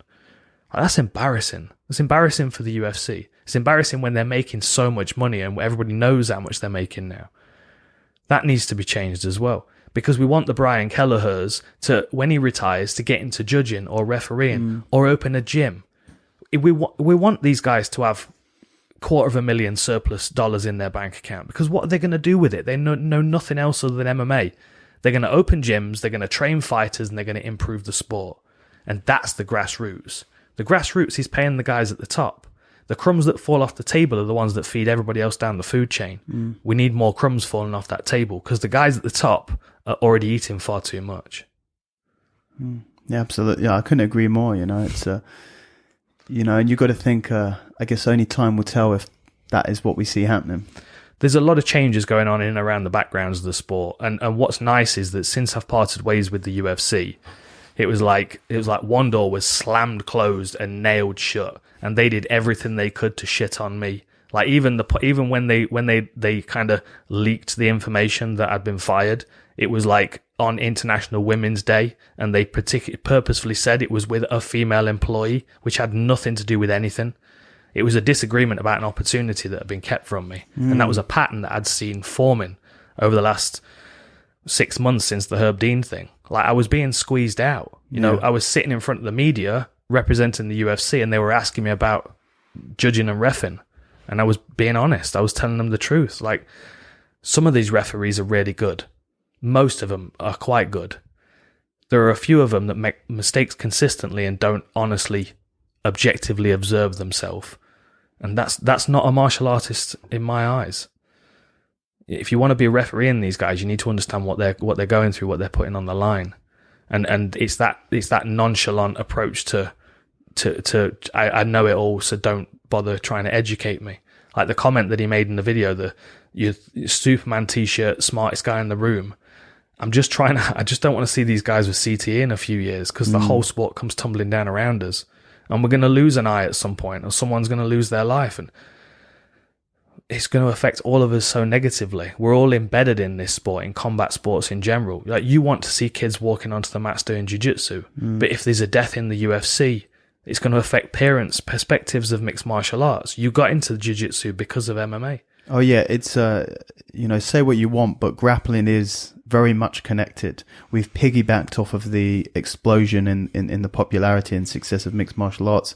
We are connected. You know, if someone doesn't know, someone asks me what I do, I say I do jiu-jitsu, I do grappling. They go, what's that? I go, you watch MMA? Oh yeah, a little bit. That stuff on the ground, that's what I do. You know, it is a part of it. And you know, if MMA does well, then grappling does well, and if it doesn't do well, then it does affect us. There's no doubt about it. Yeah, if I look at this industry as a whole and I see the ways in which it's going to suffer over the next few years, or the ways in which it's going to flourish, what is required are the guys that are retiring to have more money in their pockets and more brain cells in their head. There's the two ways in which this works out well for us is because they then move on to continue growing the sport, and they do it in ways where they can speak and not have to drink through it, not have to eat through a straw. I just don't want to see this with any of these guys. And I've been around enough fights, I've seen enough concussions to know that one inadvertent punch to the wrong side of the head can cause years worth of problems. And everyone's different. You know, you see some people take an absolute beating and they show up the next day and they look fine. Then there are other people, they just get clipped with a shot and they've got a concussion for 2 years, you know? And with concussion comes all kinds of other issues, you know? And that's something else we don't understand. And like, you know, the UFC are doing things with the Cleveland Clinic. They're doing good things like monitoring the health of the fighters' brains.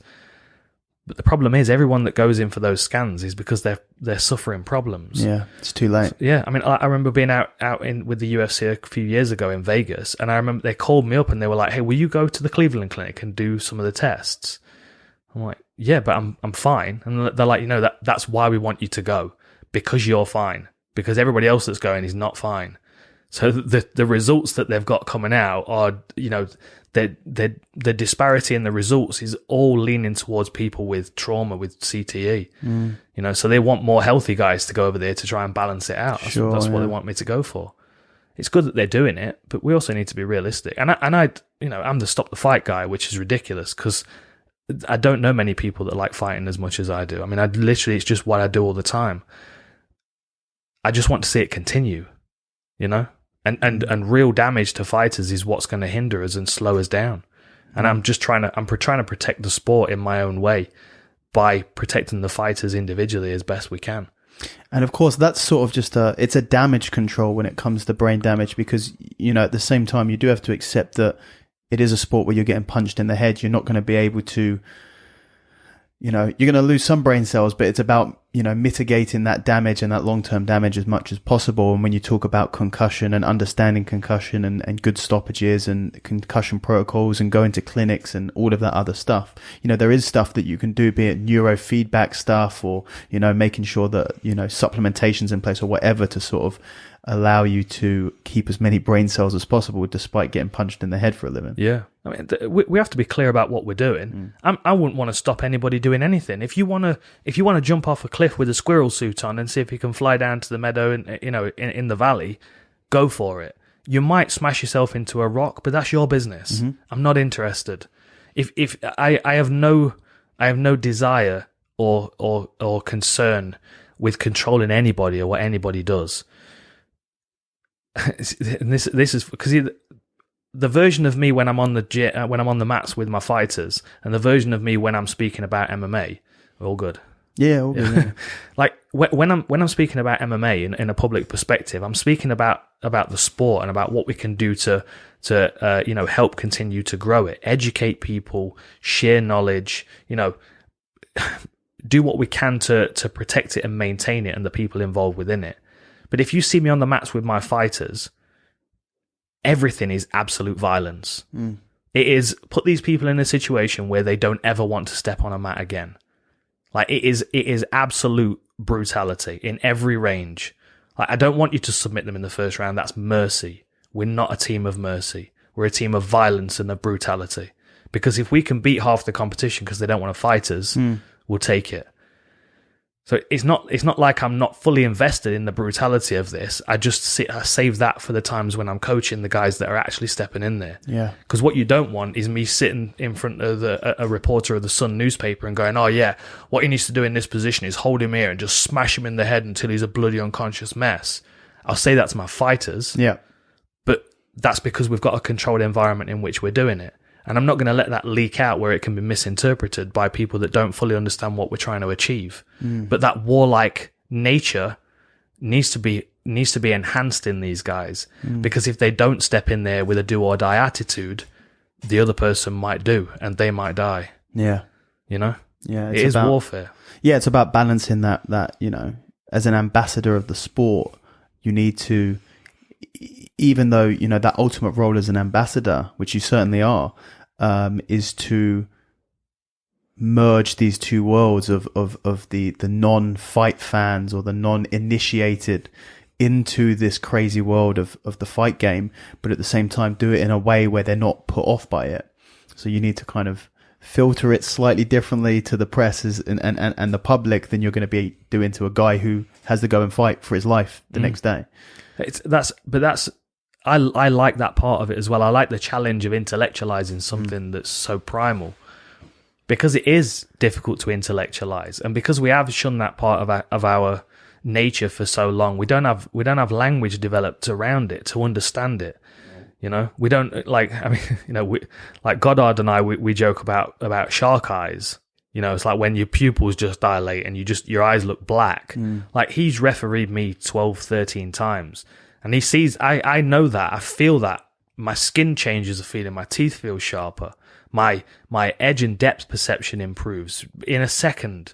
And I can prompt that with the right song or the right thought pattern or the right visualization or whatever. But like at the same time, I can control that, I can pull it back because I know it's there. Whereas if I don't know it's there and I neglect it, it just runs wild without me having an understanding of it. I have my 7 out of 10 rule. Have I explained this to you before? No. So my 7 out of 10 rule is preying on that fight or flight response that most humans will have. And most humans, they understand that spectrum that they live on, where one is just they just feel great, nothing's wrong, they're not going to snap at anybody, you could spill a drink on them and they'll just laugh about it, etc., etc. As you move through that spectrum, when they start to get 5 at a tipping point, if you nudge them in the bar, then you're going to get a comment or a dirty look. If it gets to 7, they might start getting shovey or aggressive. 8 and 9 is really where you start to find the real meal of a person, whether they're actually got the substance to step up or not.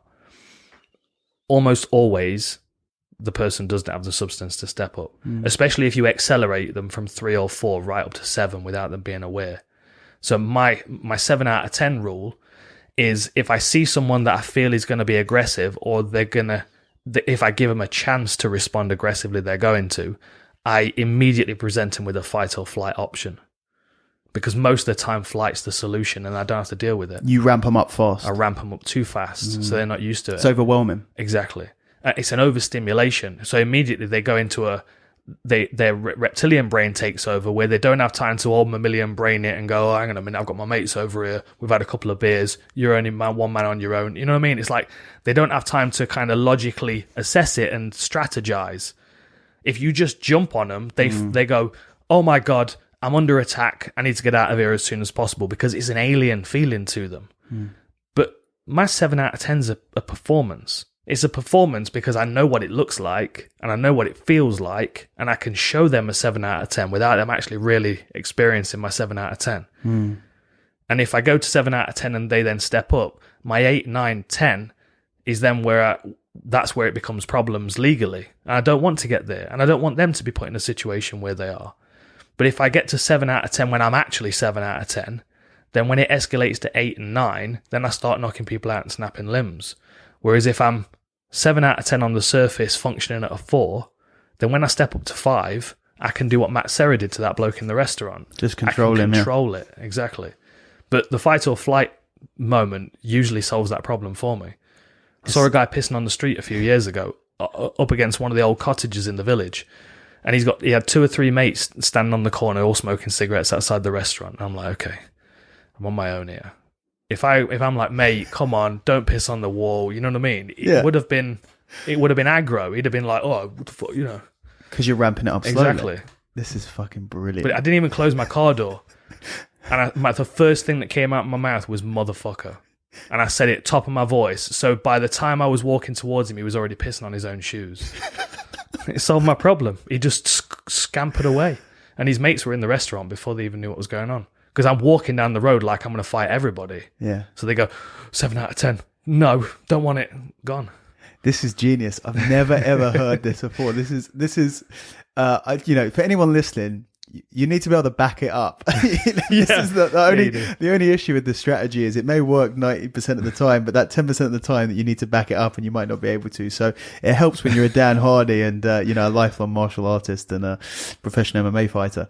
But just the idea of the intention is to de-escalate, and you're de-escalating with intense escalation is mad. Yeah. But then when you talk about it, you're like, it makes complete sense. And you look at scenarios and you think about other scenarios in the past, you go, yeah, that's happened. And, the person backs down. And yeah, if you ramp it up slowly, they have time to brilliant. Yeah. Love it. You've seen me at 9 out of 10 in a fight. Yeah. And you've seen me smile in that scenario. So why would I be any more threatened? I'm never going to hit an 8 or a 9 because I fight professionally. So I've got that cushion there that I know it's not going to get to this stage. And if it does, I can be far more efficient and brutal with these guys. I'm not going to take him down and hold side control, because if he swings for me, I'm putting him down so I don't have to deal with his mate kicking me in the head while I'm trying to self-defense this motherfucker. That's why I'm not interested in self-defense. The best form of self-defense is to just render the first person unconscious that steps to you. Yeah. My Taekwondo teacher, one of the many, many things that he said to me that stuck in my mind, and this stayed with me forever. He said, it's better to be tried by 12 than carried by 6. And that is a rule to live by. Because sometimes, law aside, you have to just maintain the status quo. Like sometimes people like us do have to step up and protect somebody else. I remember getting out of my car on the Vegas Strip, I was sitting in traffic and I saw the guy in the car in front of me reach back to grab the hair of his wife who was in the back seat, not in the passenger seat, which immediately I thought was odd because it wasn't a taxi. I saw him reach back and grab her by the hair and pull her forward and start punching her in the head, sitting in traffic. Wow. Now, me not being me, I sit in the back and I go, oh, that's terrible. But I don't. I get out my car and I go and knock on his window, and by the time I get to my car, she's already ran off. She's already got out the car and ran away. Wow. But that's one of those scenarios where, like, and I was ready to 7 out of 10 that motherfucker because I'd already seen him be violent. But I didn't need to. I needed to intervene with confidence, and that gave her time to get out of the way. But they're the moments where, like, everybody should have some martial arts training so they can read a circumstance and understand what they need to do to de-escalate it. Yeah. And if it does escalate, what they can do to minimize the damage to themselves and to the people around them. This is why I have a problem with these. I mean, we always love these silly videos on YouTube that come up with these just odd martial artists doing some kind of voodoo witchcraft and people are falling over. Or even there's a bunch of people in Derby, I'm not going to mention them because they need no advertising whatsoever. But it's this whole system of blocking and elbowing and stuff. And it's like, you know, disarming people and taking multiple attackers at different points and stuff. And it is just nonsense. It looks great in movies when you've got Liam Neeson going through these sequences. But the reality is it's nonsense. Yeah. And the danger is now you're going to take somebody off the street that would otherwise run away from a dangerous situation, and you give them a false confidence that they can actually do something. And then in a scenario that's not even anything to do with them, they might go and get involved. But then when it does get to 7, 8 out of 10, they don't have the tools to deal with it. So they've put themselves in harm's way without them having the tools. So these nonsense martial arts are giving people confidence to put themselves in situations that they don't have the tools to deal with. That's my problem with a lot of them. Yeah, and it makes complete sense. It's this false confidence, you know. Yeah, you know, that's the difference between being able to have spent many years testing what you know and the skills that you have against a resisting opponent in a cage with very, very few rules. You know, you know what you're capable of. And the best thing most of the time on the street is a slap. Like especially someone built like yourself. You could open palm someone on the ear, and they won't be unconscious, but they won't be able to stand up. You know, you cup them on the ear, their equilibrium's gone, and their legs are gone, and look like they're drunk. It's a quickest solution. And if you do knock them out, no one's going to go to the police and tell them that they were slapped. You know, I need to be writing these insights down. You know, don't punch them because they'll tell the police that. But if you slap them, you're good to go. You can slap somebody unconscious. Trust me. There's that old video, that Russian video in the petrol station. You see that? I don't think I have. The guy's talking crap and he slaps him, knocks him out, and then puts him in recovery position. Oh, I love it. It's brilliant. They're even better. It's brilliant. Those moments where someone's dealt with and then looked afterwards. Yeah, They come round. You know, they're like, "What the fuck happened?" Well, he beat you up and then helped you out. That's really like, okay. I'm going to hope that no one wasn't filming that and put it on YouTube forever. So, you know what? I wanted to get back and talk about the, you know, obviously the diagnosis that you had that took you off of the path of fighting. But, you know, something that you said since then made me really interested because obviously you're a very introspective person. You're someone who studied the psychology of fighting. And I know that you're someone who meditates and stuff like that. And you mentioned visualization before fights. So, this is something that I find very interesting, both personally and with other people that I talk to, is what is the process that you go for? I know that it's been, you know, a while now since you've competed, although you're still, you know, and we'll talk about that later, looking to compete in the future still. What is that preparation for a fight? What is that process? What is that visualization? You know, I assume you have a system. Sounds like you have a song. It's that, you know, very similar to what I have. It's song, action, visualization, good to go. Yeah. I'd love to know, you know, and of course you can keep quiet anything that you need to keep quiet. And, you know, sometimes you don't like to, you know, I can't tell people my trigger word, otherwise I could be, you know. Oh, is like, that right? Oh, yeah. Yeah, it's like a sleeper like agent. like a Winter Soldier situation. Yeah. Just strangling everybody nearby. And if my fight song comes on the radio, I've got to change it off real fast. Yeah, I have that response to a few songs. See, my system always changed a little bit, and it would, like, some training camps had a personality. Like some training camps had a certain soundtrack or an album that I would use. There was sometimes I would use albums over and over again. Like Temples of Boom by Cypress Hill was my meditation album, because it was just badass enough to be not quite as subdued as some of the other stuff I might listen to. You know, I mean, like Massive Attack is another good one I use, but there's something very tribal about the sound of Massive Attack. Yeah. You know, Group 4 and you know, Black Milk and those kind of songs. But when it came to visualization, I had a very specific one that stuck with me all the way through, and I learnt it when I was at university. I went and studied. I did a meditation course at the Buddhist Center in Nottingham, and this was a visualization that they gave me there, it was more about dealing with worldly problems. It was about perspective, and I always found it was good for kind of, you know, the last couple of weeks before a fight, if I was starting to feel anxiety towards the event, if I was building it up in my head, I'd trivialize it. I'd trivialize myself. I'd trivialize my journey. You know, so it was like a zoom out kind of meditation. I'd sit in my room. It was in my parents' house when I first started doing this, and I would visualize myself in the room from a third person, and then I'd zoom out and I'd see my house, and then I'd zoom out again and I'd see the road, and then I'd zoom out again and I'd see the estate, and then the town, and keep zooming out until I can see the point on the earth where my house is, and all of a sudden everything else fades away. It's just so insignificant. Because I'm like, well, look, all of this stuff's going on. Every single person, I think the word is sonder. When you see somebody else and you realize that they've got a life as intricate and as complex as your own, like that helped me no end. Because when I was in training camp, you're in such a selfish mindset. Everything's about you. The journey that you're on trumps everything else that everybody's doing, because someone's going to try and kill you. So everybody should take your journey more seriously.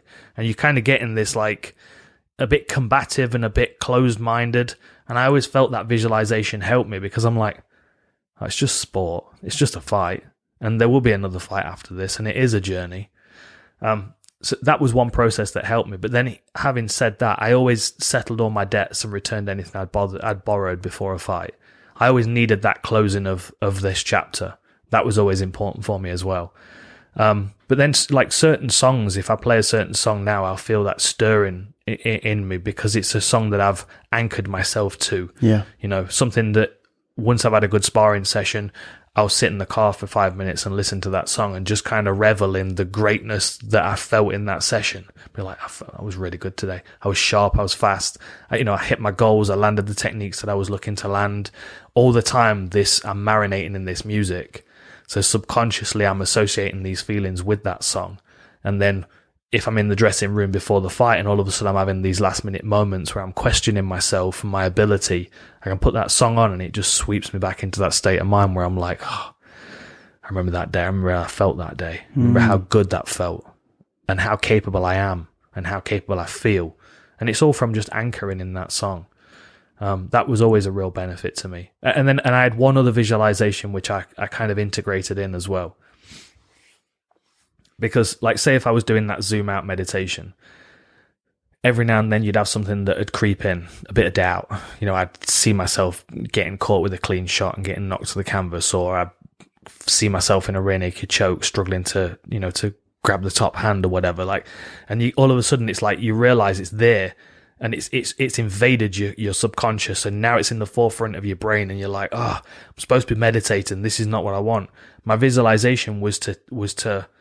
It was almost like it was like a cellulose film piece, but that was the frame I was watching, and I would take it out of the film projector and screw it up and throw it into a fire. So I had this like second place I would go to, which was like this big furnace room, and it was where I was ripping film out of this visualization and throwing it into a fire, and I would watch it burn, like watch the cellulose kind of melt and fall apart, and that was my way of kind of exercising these bad visualizations that would creep in. Just helped me keep control of it, because once I'd done that, I'm like, okay, that's done. Back to where I was. I'm zooming out, I can see my house. I'm zooming out, I can see my estate. I can see my town. Oh, I've just got caught with a shot, and now I'm on the canvas. No, hang on a minute. Scribble that, burn it, back to the zoom out. And that was something I used all the time. Even if I was sitting driving and I'd realized that my mind was wandering, I'm like, oh, what if I get caught in an ankle lock? This guy's pretty good at blah, blah, blah. Like, no, hang on a minute. Burn that. Torch it. Move on to the next positive thought. Yeah, there's definitely something to having to connecting your feelings to a visualization, because then you feel like you have more control over them, because what you're talking about is removing negative thoughts. And if you were to just try and literally remove a negative thought from your brain, well, how can you do that? Well, I know how to remove a piece of paper and throw it into a fire. So then I can associate that thought with that paper, or, whether it's, I know another classic one is you breathe in the good and you breathe out the bad, and you visualize that sort of the negative thought or the evil or whatever it is this black smoke coming out of your mouth and then dissipating into the atmosphere. And I think that that's true. That the power of the mind is still something that we still know so little about, but we can respect how powerful it can be, and probably underestimate how powerful it can be. And connecting thoughts, be them positive or negative, to visualizations, you can almost start to manifest them as more physical, more real things, and then you can do stuff with them. So it's a really interesting way of doing it. Yeah. I mean, I just see it. I see the struggle with the psychology in a lot of fighters, and I see them do all the necessary physical work, but they don't bolster their psychology so they can rally if the fight's not going their way. And this, obviously, I've just been recording some McGregor Poirier stuff, and obviously this will be out after that, right? So yeah. So we'll see how it plays out. But on one side you've got McGregor, who's really good until it's not going very well, and then he really struggles to rally. And on the other side you've got Poirier, who you can put through the ringer for 2 rounds, and he'll rally in the corner and walk back into the third like it's the start of the fight.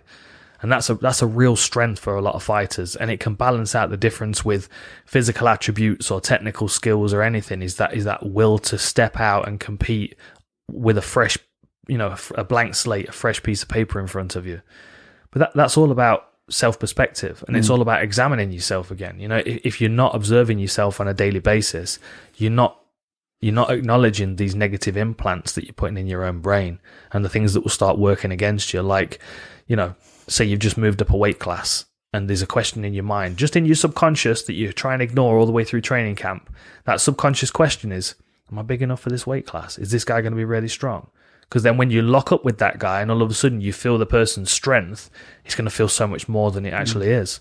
You've been building it up. You've primed yourself for failure in your own head. And it may even be that he isn't stronger, but because you've told yourself, even if it's subconsciously, you don't even have to have said it consciously, it could be subconsciously, the doubt in your mind that has built up that he's going to be stronger. You feel him and he's not stronger, but you think he is, just because you've had that thought in your head. That's it. And it doesn't confirm the doubt, because the doubt's already there.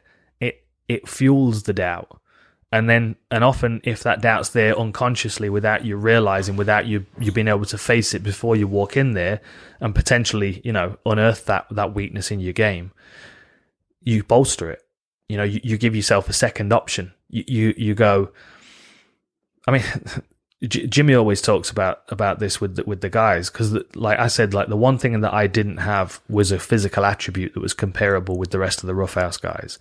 Like I was a problem solver. I am a problem solver, which is probably why it transferred into a career as an analyst, because I'm good at looking and absorbing and seeing patterns and unpicking things. And, the one thing I always had was an unreasonable sense of self-confidence. It was always unreasonable. And even when I had doubt, even when I was in a fight that wasn't going my way, almost all the time I could rally myself and I could figure out a way of getting myself psychologically back into the fight. Occasionally I had somebody in my corner that would help. Like there was a time when Jimmy rescued me from a real bad spot because I was spiraling. I was fighting Daniel Weichel, and it was my last fight before the UFC, but I'd already been sent my contract for the UFC. They'd given me my contract after my previous win, but I'd already committed to fighting again on another show in Doncaster. So I said to the UFC, I'm going to do it anyway. And they said, if you lose, the contract's off the table. Oh dear, that is stakes. Very high stakes. But I backed myself, and I've got an unreasonable sense of confidence, as I said. So I went in there anyway and fought, and I had a horrible first round. There was a weird angular pad up against the fence, so I couldn't get my foot up against the fence to defend takedowns. So he just kept ankle picking me. And he's got great neck attacks, Vaishalas. He's in Bellator at the moment. He's dropped a couple of weight classes now, but an incredible grappler. I think he was like 17-6 when I fought him. Wow. You know, he was one of the other guys that were coming up in Europe. And I just had a horrible first round. And I just kept thinking to myself, I don't know how I can solve this problem here, because I was spiraling. And Jimmy literally looked at me through the fence and he went, "What the fuck are you doing?" And I'm like, yeah, what am I doing? Why am I spiraling here? I don't need to be. He's like, if he takes you down again, just grapple with him. I'm like, yeah, I'd not tried that solution. So I was taken down again, couldn't do anything about it, which was another issue I needed to solve. Half guard swept him, took top position, stopped him with elbows like 30 seconds later. But that psychological slide that I was on could have cost me the fight and the UFC contract, and I might be in a very different circumstance. But fortunately, I had Jimmy there just to speak some sense into me. Didn't even need to say anything technical. You know what I mean? Snap you out of it. Just snap me out of it. But most of the time, I could do that myself in the corner. You know, most of the time, I could, if like Marcus Davis, oh my God, he was really strong. He was really strong. Got back to my corner, I'm like, yeah, but I'm faster. You know, yeah, but I'm smarter. I'm not emotionally involved in this one like he is. There's ways around this. He's going to get tired. You know, and you come in through the grassroots days like we were talking about earlier, and 80% of the time I was fighting someone that was loaded up with steroids.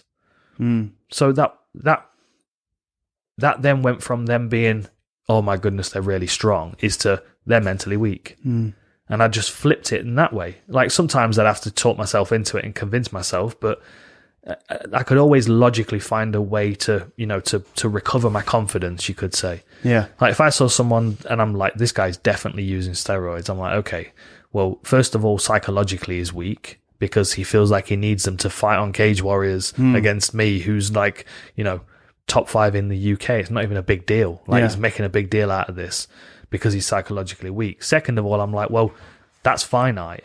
Because he's going to come out with that nervous energy and those steroids in his system. He's going to fill his arms with lactate and he's going to be burning before the end of the first round. And then I'm going to laugh at him as I walk back to my stall at the end of the first, knowing full well that he's doomed in the second. And I'm like, yeah, now I'm ready for war. Now you can't beat me because my mind's too solid. And I know yours is weak. And it doesn't even matter if it's real. It doesn't even matter if that's the truth. If it doesn't matter if the guy is those things, as long as you can believe it, it gives you the confidence to work and to do what you need to do. Exactly. Yeah. We talked about Vanderlei Silva earlier. I love Vanderlei. You know, as a person, as a fighter, I just love him. He's always been awesome. I always respected him, looked up to him. But the reality is, even now, you know, as a lifelong martial artist, technically he's a terrible striker. Yeah. He's awful on pads. Like if I walked into a gym and he was the coach and I didn't know who he was, I would take my student away because of how bad he is with his striking. But what he does have is intention. You know, if he wants to hit you on the chin, he's going to get himself into range to do it because he's confident that it'll make a difference. And intention is a big part of success in MMA. Decision making is priority. Intention is the next.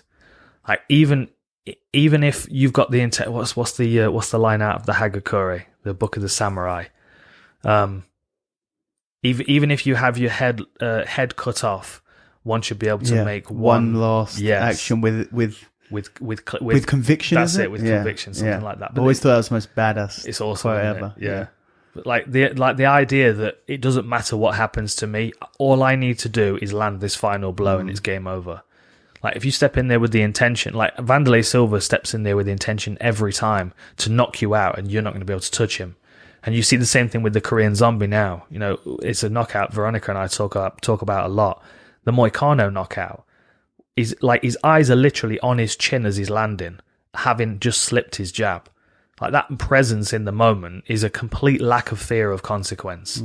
But that lack of consequence, that lack of fear of consequence comes from a certainty of success, which comes from absolute intention. And absolute intention in MMA can override so much. No, incredible. Let's head back quickly to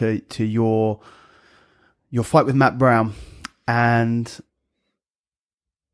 you did a medical, and you were diagnosed with what is it? Wolf. It's called Wolff-Parkinson-White syndrome, but I was never actually diagnosed with that because I don't have any. I'm asymptomatic. I have no side effects, no symptoms, no nothing. It was completely new news to me when I did that medical, and it was just a standard medical to fight in California. So most states in the US don't require you to have an ECG before the fight, but California does. And this was fighting in San Jose against Matt Brown. And I was pretty much done with training camp. I think I was maybe 4 weeks out from the fight, and I went in to do the ECG, eye tests, blood tests, all that kind of stuff. And they called me back into the hospital, and they were like, "Yeah, there's an anomaly with your heart. We need to do some more tests." They did like a 3D scan of my heart and all these kind of things. But the doctor kept saying, "Yeah, we're gonna have to operate. We're gonna have to do an ablation. We're gonna have to operate." I'm like, I'm fighting in 4 weeks, and you've not pulled me out of the fight yet. And he's like, "Oh no, you'll be in and out. You'll be in and out in we'll be able to do it in a day." I'm like, so explain to me what it is then. So what they wanted to do is they wanted to go in my carotid artery and in my femoral artery. Jeez. And go into my heart in two different directions to see if they can find the group of cells that are producing an additional electrical current. So Wolff-Parkinson-White syndrome, if you imagine the heart as 4 chambers, right in the center of the heart is a group of cells that produce the electrical current that makes the heart beat, makes it contract. With Wolff-Parkinson-White syndrome, what happens is people develop those cells elsewhere in their heart as well. So they have 2 electrical pathways, so 2 heartbeats.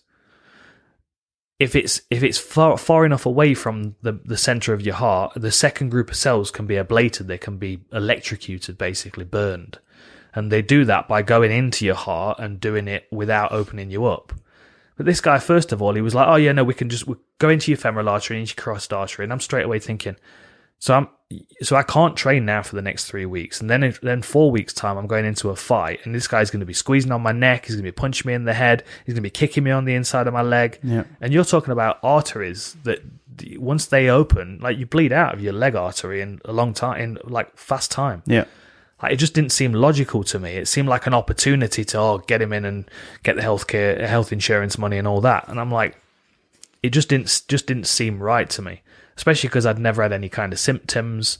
And then I started to have people that were telling me about their Wolff-Parkinson-White syndrome, and "Oh yeah, I've had 2 ablations, I've had 3 ablations, I had to go back to get another one because it came back." And but then other people that are like, they're sitting on the sofa watching TV, and all of a sudden their heart jumps up to 140, 150 beats a minute with them doing nothing. And that's the risk. Like if you're an Air Force pilot and you have Wolff-Parkinson-White syndrome, you can't fly unless you get it sorted out. Because if you're flying a jet with missiles and all of a sudden your heart switches off, big problem. It's a big problem. But is that the risk of the syndrome? Is that your heart can switch off? It's a heart attack. Really? Yeah. But it's so minute. And it's so minute for the people that have got Wolff-Parkinson-White syndrome, and I don't. So I spoke to my doctor in the UK. Obviously, the difference with the UK and US healthcare system is massive, it's not a business over here. So I spoke to my doctor, and he was like, just don't touch it.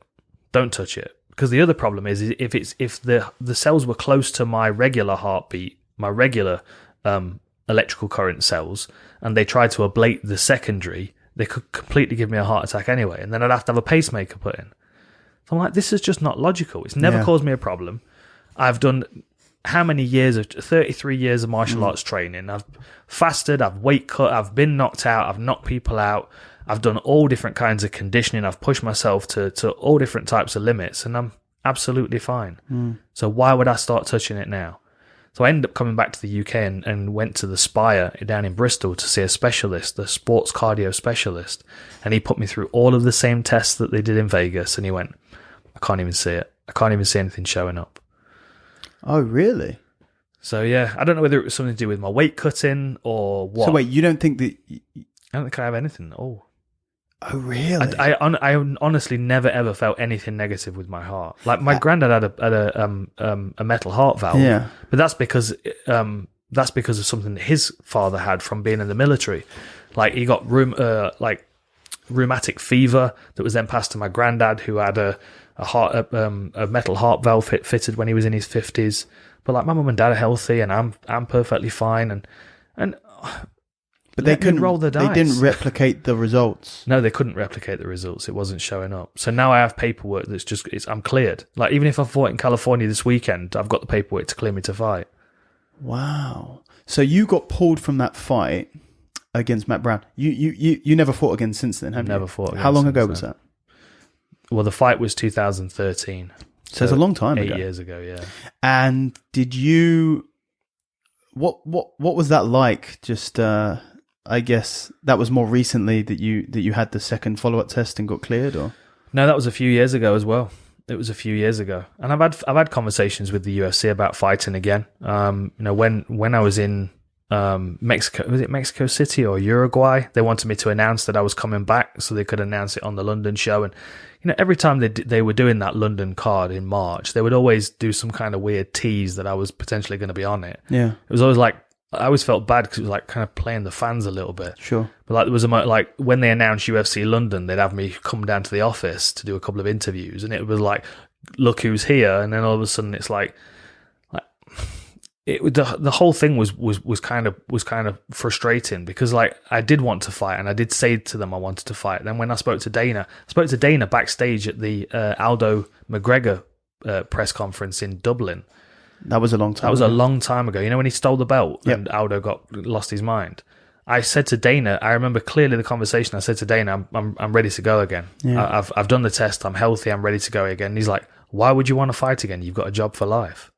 It was literally his words to me. And then I spoke a couple more times to him, and it was always like, he kind of laughed it off like I was joking. Really? I don't know why that was. I'm not exactly sure. I think there was more value in me being on the mic side of the fight than the canvas side, because if I was fighting, they can use me 3 times a year, and if I'm commentating and working as an analyst, they've got me every week. And they paid me like as soon as I stopped fighting, I had about 8 months where I was kind of floating around a bit lost.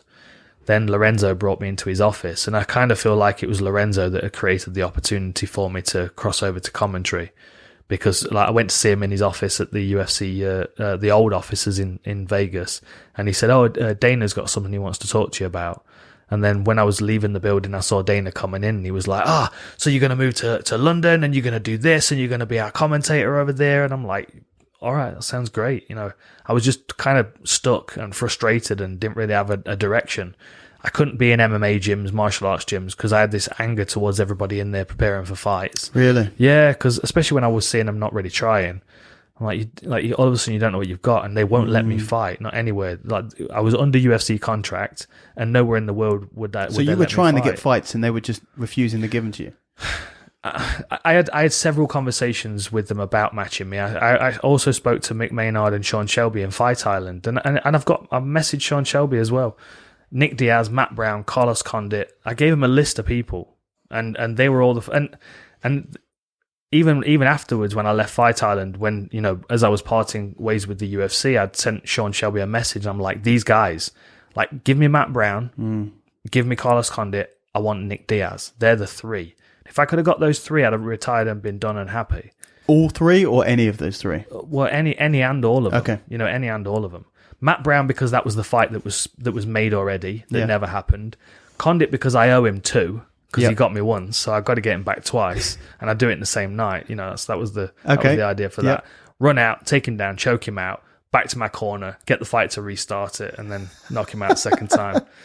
And then Nick Diaz, because, we've been out for a long time. I respect him as a martial artist. We're very similar in a lot of ways in the way that we view the world, I think.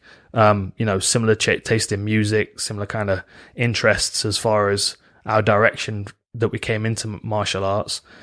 And he's a fighter. It's not, there's none of the nonsense, the bullshit around it. But yeah, as soon as my time with the UFC came to an end, it was like they matched Matt Brown like on the furthest card into the distance, just as a fuck you to me. So I'm like, okay, this is not going to work. So I just asked for my release, and surprisingly, I got it. But I don't think they expect me to fight again, so we'll see, won't we? Well, let's talk about that now then, because we've been putting it off for about 2 hours. You are looking to fight. I would love to fight. I'm never going to retire. Really? Why would I ever retire? I'm a martial artist from now until the day I die, and I always want to be effective in a fight. What I don't want to do, and what I didn't want to do, is to get back into the mix where I'm chasing titles and stuff, because that point in my career I felt like it had passed. And the job that I was doing as an analyst, I didn't want that to be affected by my job as a competitor. Like, you know, we all love Dominic Cruz, but you see how bitter and salty he gets when he's talking about someone, you know, in and around his ranking. Yeah. And it negatively influences commentary, and I wouldn't want to be that guy. And I also love the conversations I have with the fighters in fight week, and I wouldn't want there to be like this standoff. Sure. Well, you know, like Wonder Boy and I had a wicked conversation in it was Wonder Boy, Duke Rufus, and myself in Fight Island. And they're the kind of conversations I would lose with other great martial artists, because Duke Rufus is potentially going to train Pettis to fight me, so he's going to be a bit cagey. Wonder Boy's the same weight class and we're similar age, so he might be a bit cagey. I didn't want any of that. You know what I mean? I wanted specific guys that would inspire me to train hard and be prepared, like Cowboy, like Matt Brown, like Condit, like Nick Diaz.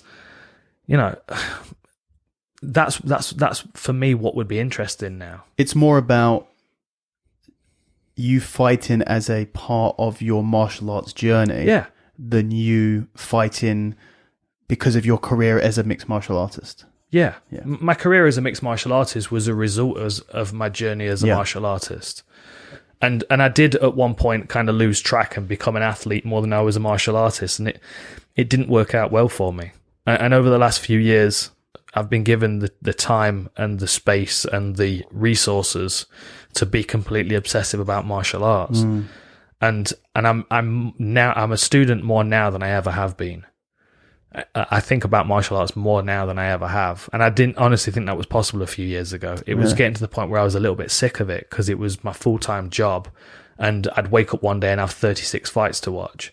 And not because someone had told me I got to get through them, but if I'm preparing for a show, I'm going to do the work to prepare for it, you know. Yeah. It's just kind of how I do things.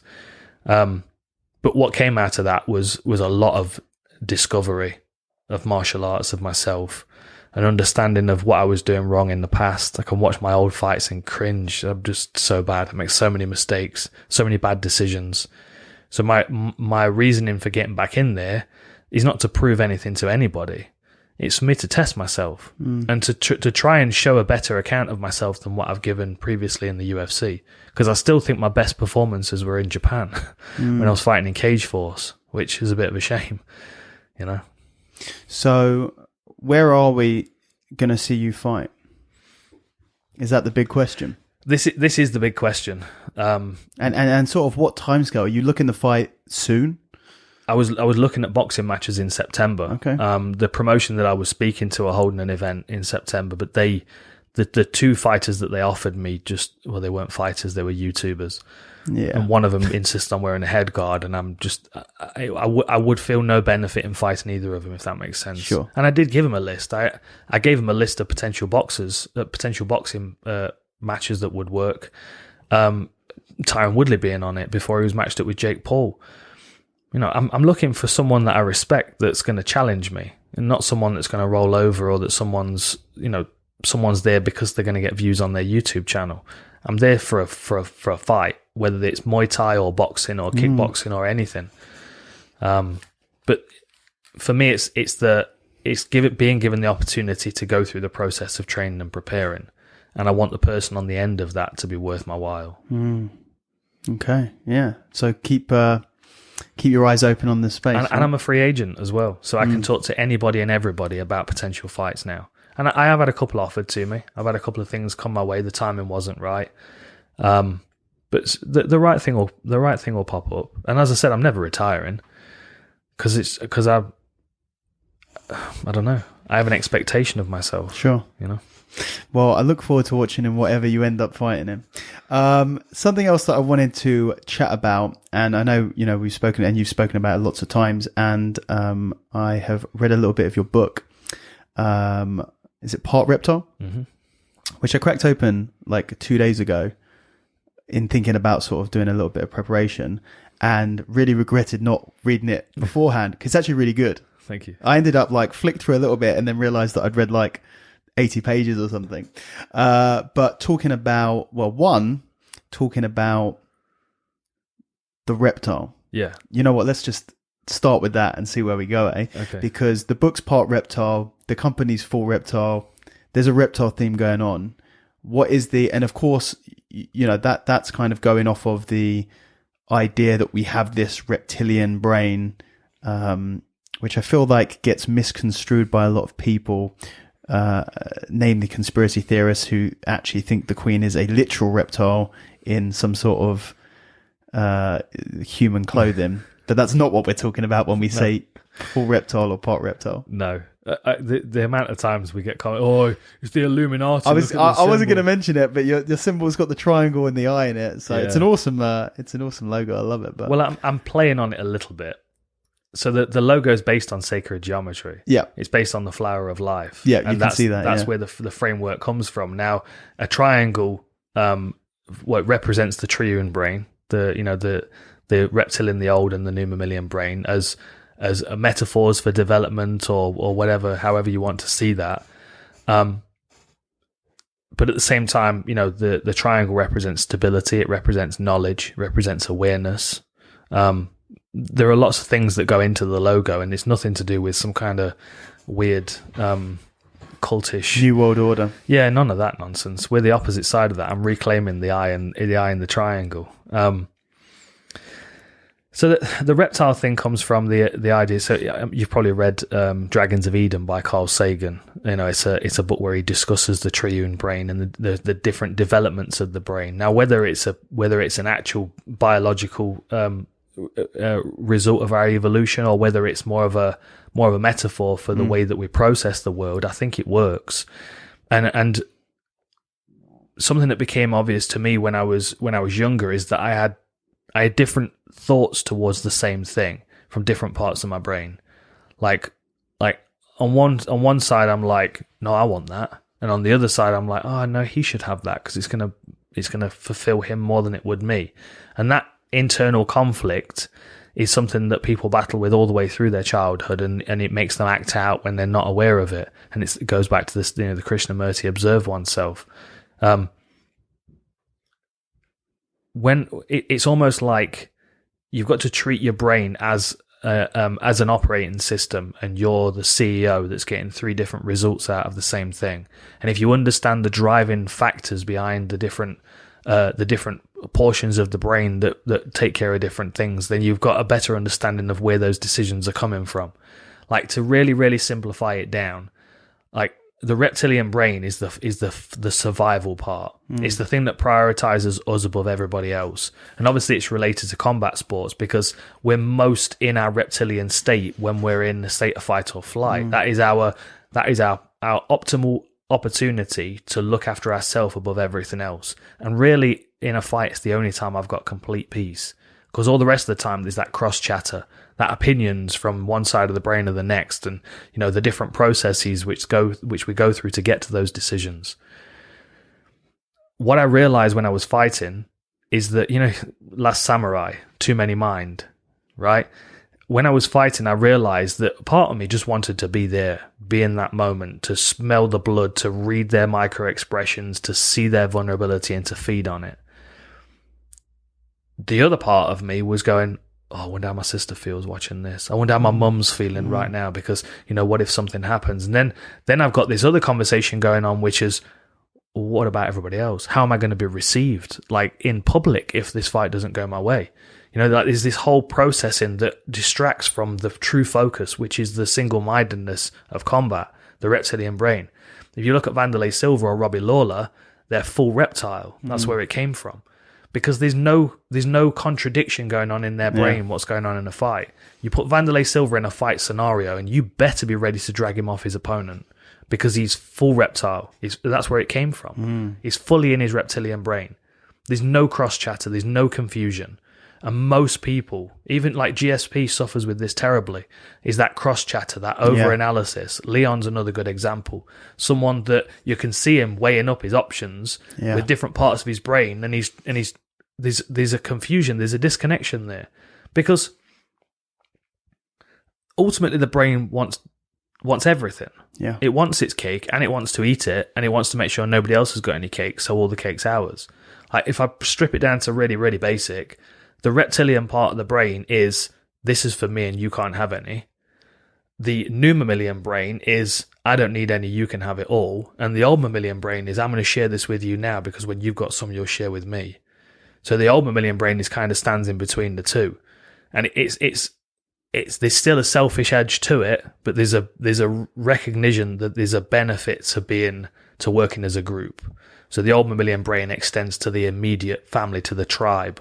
The new mammalian brain is where we get to when we can start to comprehend people outside of our own environments, consider them, and that's a very difficult thing a very difficult stage to get to, which returns to a conversation we're having about the effects of violence and the prolonged damage that violence can create. So if you've got a kid that's born into a volatile environment, that kid is not going to be given the opportunity to develop fully into their new mammalian brain, because they're in an environment where they're caused to look after themselves in a survival context. So if you think of the brain as 3 tubes, and you've got 100 credits to divide over these 3 tubes how you want, if you're in a hostile environment where there's air raids, or there's violence in the home, or there's gang violence, or there's fear, vulnerability, you're going to get more of those chips dropped into the reptilian brain. And then the gang violence comes out of that, because the old mammalian brain recognizes that we're better in numbers. But we get stuck in that moment. We get stuck in that stage of development. And everybody around the world, we're not all at the same level of evolution. Like, people have been afforded a more comfortable environment so they can explore their new mammalian brain. But then there are other people that are born in war-torn environments that probably won't even get close to their new mammalian brain, because their brain has been programmed in those first 6 years to deal with their environment as it is, which is reptilian brain, I've got to survive, and old mammalian brain, I've got to work with my tribe. New mammalian brain is when we start to think about animal rights and global warming and all those kind of things, because now we're safe enough to think outside of ourselves. But that's a 21st century privilege. Voltaire, history is filled with the sounds of wooden sandals walking upstairs and glass slippers walking down. Like, we're one or the other. But if you're born in the wooden sandals, wooden shoes walking upstairs, you're going to be far more gravitated towards your reptilian brain. Whereas if you're glass slippers walking downstairs, you're born in Hampstead Heath and your parents have got loads of money, your new mammalian brain and your new mammalian brain are going to be able to flourish, because there's a security there to do it. But understanding all those 3 parts, very long-winded, understanding all those 3 parts, you also understand where your decision-making comes from, where your drives come from, because your drives come from different things. Vulnerability and fear, feeling like we've not got enough is going to drive us into making bad decisions. But that can sometimes not be a real thing. It can be an interpretation based on how we feel. If we feel fear, if we feel vulnerable, we're going to see the world as a place that's going to make us victims. It might not be the reality, but if we feel that, it's going to become our reality. So then we'll become the result of that reality. So if we can understand that balance, if you walk into the gym, that's the time to understand your reptilian brain. But when you get home, or when you're in the pub or whatever, you shelf that. Your old mammalian brain and your new mammalian brain, because that's where you make your better decisions for the greater good. Firstly, I think it's that's a fantastic explanation of what that is. I think that you absolutely hit the nail on the head there. Not long-winded at all. Then you start to ask yourself questions about how much of that reptile brain do you want, and what does that create? Because in a fantasy world where you don't ever need to worry about survival, then you don't need any of it. But then, and then in the context of fighters as well, it reminded me when you were talking about that, about Mike Tyson. It was the example that came to mind. And he looks like someone who I imagine, at least in his early years, he's sort of going through a transformative period in his life at the moment. But he would have been someone that you might consider full reptile. And then, someone who just had a really hard childhood, violence, drugs, all of that stuff, and the fighter that it created from that. And then him talking about his kid wanting to be a fighter. and him laughing at his kid. You don't know, you can't be a fighter. You're born of privilege. Someone who then doesn't have, like you said, you know, in their formative years, did not have those credits spent building that reptilian brain, and instead had another one. And how much of that, you know, you start to ask yourself questions about, you know, you see so many fighters come from bad places. There's something about struggle and survival in their early years that turns them into this incredibly tough, durable, aggressive, monstrous fighter. It's almost this sort of thing where you don't want to have to live that experience in order to become that, but sometimes you have to. It's a tough one. It is, and it's another good example. If you're talking about boxing, is Julio Cesar Chavez, who, in my opinion, is the best boxer that's ever lived. I mean, he's, as far as my personal opinion goes, what he was able to do throughout his career, you know, his comeback win against Meldrick Taylor is the one fight alone that's worth watching. But then his son, who just fought Anderson Silva, and then his father's comments afterwards, it's like, if he's not going to train properly, I'd just rather he retired. Is literally what he said. But he was expecting his son to be another version of him when his son was born into affluence and privilege. Of course, he's not going to be. Like, his son's a rich kid. He's a mess. He looks like a mess. He acts like a mess. He trains like a mess. He fights like a mess.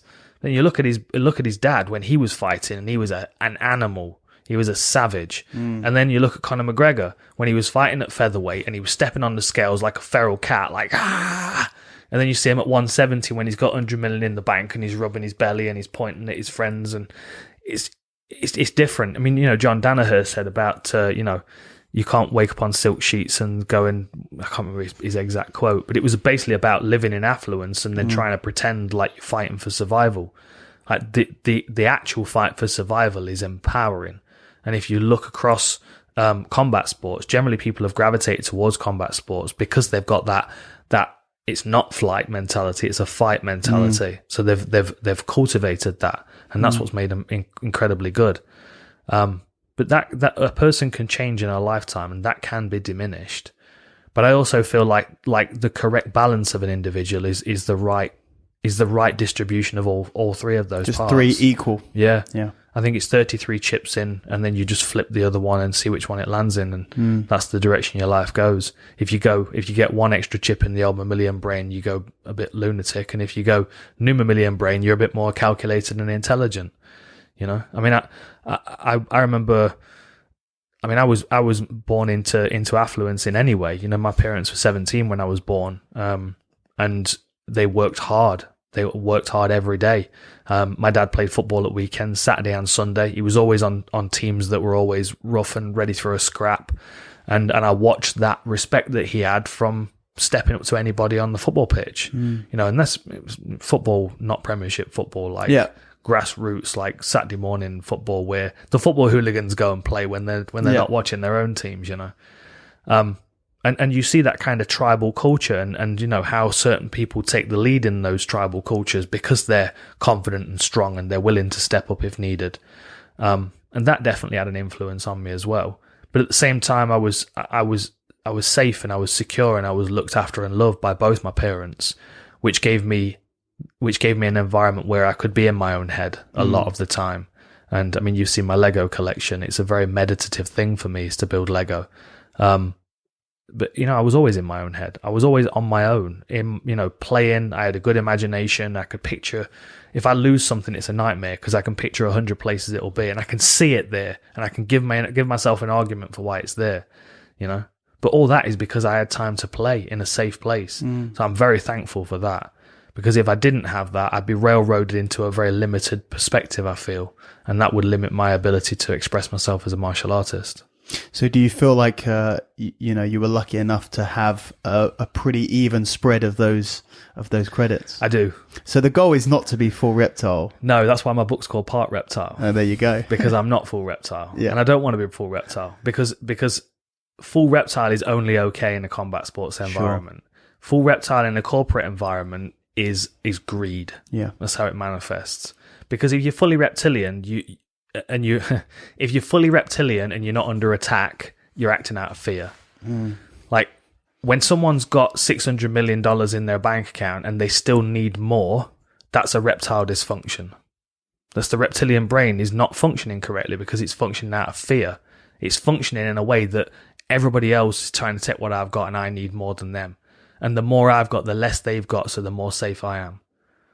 And that's just it's an unhealthy way to live. But unfortunately, the capitalist world is created an environment where these people can act like that. And we're all suffering from it right now. You know, all the money's being gathered in a few small pots by a whole bunch of people that are excellent businessmen that are functioning out of fear. That's the point of difference. Like, if you're leading the UFC, if you're the leader of mixed martial arts, you want to be filtering that money down to all of the grassroots organizations and building the whole industry. But if you're afraid that someone else is going to come and take your spot, you'll hold your ground and you'll buy everybody out. And that's what's happened. You know, we've got one person leading the show and his fears manifesting in a corporate world, which is making him and the corporation that he's leading very greedy. And it's starting to look a bit repellent. But we see it all the time. You know, we see it with various different businessmen and, you know, corporation owners and leaders. Like these financial crashes that we've experienced at various times in the past. It's the same thing. It's people having unnecessary amounts of greed and feeling like, you know, 100 million's just not enough for me. You know, like what would I do with $250,000 right now? I'd open up a gym and I'd put it back into the industry for mixed martial arts, because as long as my mortgage is covered and I've got electricity and water, I'm good. I could sit in front of my bookcase for the next year and not talk to anybody. I want for very little, but that's because I'm content with what I've got, and that's because I'm not functioning out of a state of fear. And I just want to say to any conspiracy theorists that that's what people mean when they actually say Jeff Bezos is a reptile. It's not literal. It's exactly what you're talking about. It's not literal. It's the idea of greed and the idea of living with a survival mindset even when you have an abundance. It's metaphorical. Okay, people need to understand that not everything is literal. But yeah, and sort of moving into that, and another great explanation from yourself. Although I did think that you probably have a good, you know, considering the branding, I did think that you probably have a good reason for it. Moving into that sort of segueing from that to your journey with psychedelics and sort of brain or mind altering substances, full stop. So, you know, that's something that I've spoken about with quite a few people on the podcast, and I do think it's a really interesting topic. You know, I've spoken to Nick Gregoriadis about, you know, very early on in the podcast about his ayahuasca journeys, and with Nick Shipshack I had on, and we spoke about his, and, you know, very recently Jeff Lawson, who also ayahuasca and mushrooms and stuff like that. And I know yourself is someone who has gone through a long journey with that. Where did that all start for you? Where did it all start? I guess it started in California with marijuana. I was struggling to sleep. I was struggling with my appetite. I was struggling with pain for a lot of different ways and reasons, struggling to relax because I was training full time. It was actually my chiropractor recommended I try it, you know, medicinally. Because my partner at the time had a prescription for it for insomnia. And that was a game changer for me immediately. That helped me with a lot of introspection. It helped me observe myself in ways that I had not been able to before. And also to relax, to drop a few walls and take a few guards down and be honest with myself. So that was a big turning point for me. But then off the back of that led me towards psilocybin, mushrooms. Just, it seems to me culturally like it's more suitable for me being from the UK because they grow around the area that I live, you know, and I do think there is something to that. I do think there is, you know, gravitating towards the more native teacher plants and plant medicines of the area. I do think that speaks to the individuals that are from that area. I don't know why that is. I don't know why I hold that belief, but it seems more natural to me. Well, I have to agree with you. And it's something that, not just true of plant medicine, but also of food in general. You know, there's a big philosophy with some people of eating seasonally, because of course there was, you know, at one point in time, we wouldn't have access to exotic foreign foods year round, or even some domestic foods year round. It would be in certain times you would be eating very different things that you'd be eating at other times of the year, just based on how accessible they'd be and when they'd be growing and stuff like that. And a lot of people feel like that you should, you know, someone who is from, you know, European through and through for many generations is going to have a different physiology, digestion wise, than someone who is from an African root or an Asian root and stuff like that. So the fact that that would, you know, that would carry over to plant medicine, you know, it's what you consume, and it's trying to stay true to what your ancestors would have consumed before you. So I think it makes a lot of sense. Yeah, I mean, I just think, you know, I do tend to trust my instinct as much as I can on a lot of things, and that's always been something that stood out to me. I did a lot of work with psilocybin over the years, probably 150 times. Wow, something like that. But then I've also microdosed as well, which I found beneficial. And the other thing as well is, you know, we talk about foods and seasonal foods, that these should be a part of our diet regularly if we're in this, you know, if they grow and people forage. Like, we don't forage anymore, but if people did forage, they would integrate psilocybin into their diet in the UK because it's out there and it's abundant. So in smaller doses, I think culturally everybody should be ingesting some kind of psychedelic, like, as part of their diet naturally. What is your thought on the stoned ape theory? Because I felt like you were sort of getting towards that in saying that. Well, I don't have the answers as to why the brain grew as quickly as it did. You know, there's a lot of evidence to say that, you know, the discovery of fire then led to people being able to cook food that they weren't originally able to, which led to an abundance of nutrients, and, you know, and then we go into the Industrial Revolution and the abundance of time let people specialize in different things. I do think there is something to that, but logically as well, it makes sense that psychedelics would have been integrated into our diet as animals foraging. You know, I mean, Terence McKenna, the stoned ape theory is that we were canopy dwelling fruit eaters, and as the rainforest died in Africa, we gravitated more towards the plains, which is what was left. So then foraging and food diversity became survival, and the apes, you know, humanoids that integrated psilocybin into their diet had, you know, better relationships with one another. You know, it integrated more of an old mammalian brain mentality, which was already fairly established in tribes anyway. But then it moved as even closer towards the new mammalian brain and the idea of being altruistic, which was not something we'd experienced before as a species. I think it's really interesting, and I think that we've neglected psychedelics for so long that we've lost touch with what they, you know, with the root of them, the cause of them. There's a good book called The Immortality Key. I was just about to mention that, talking about how all of the religious, you know, how tied into religion psychedelics is, and, you know, stories of the burning bush, for example, or all of these other visions that people were seeing, or, you know, all of this stuff does suddenly make a lot more sense, because it's one of those things, I think, with biblical studies and looking at religious texts, you because some of it is so ridiculous, you know, talking about someone seeing God or seeing an angel or being spoken to by this or that it's so ridiculous in a sober mind that people go, well, that's just a metaphor, or that's just this, or it was a dream or something like that. And then you go, well, maybe they were just tripping balls. And you go, okay, well, that makes a lot more sense. Yeah, it really does. It does. But there's also a limitation with language, which, you know, is developed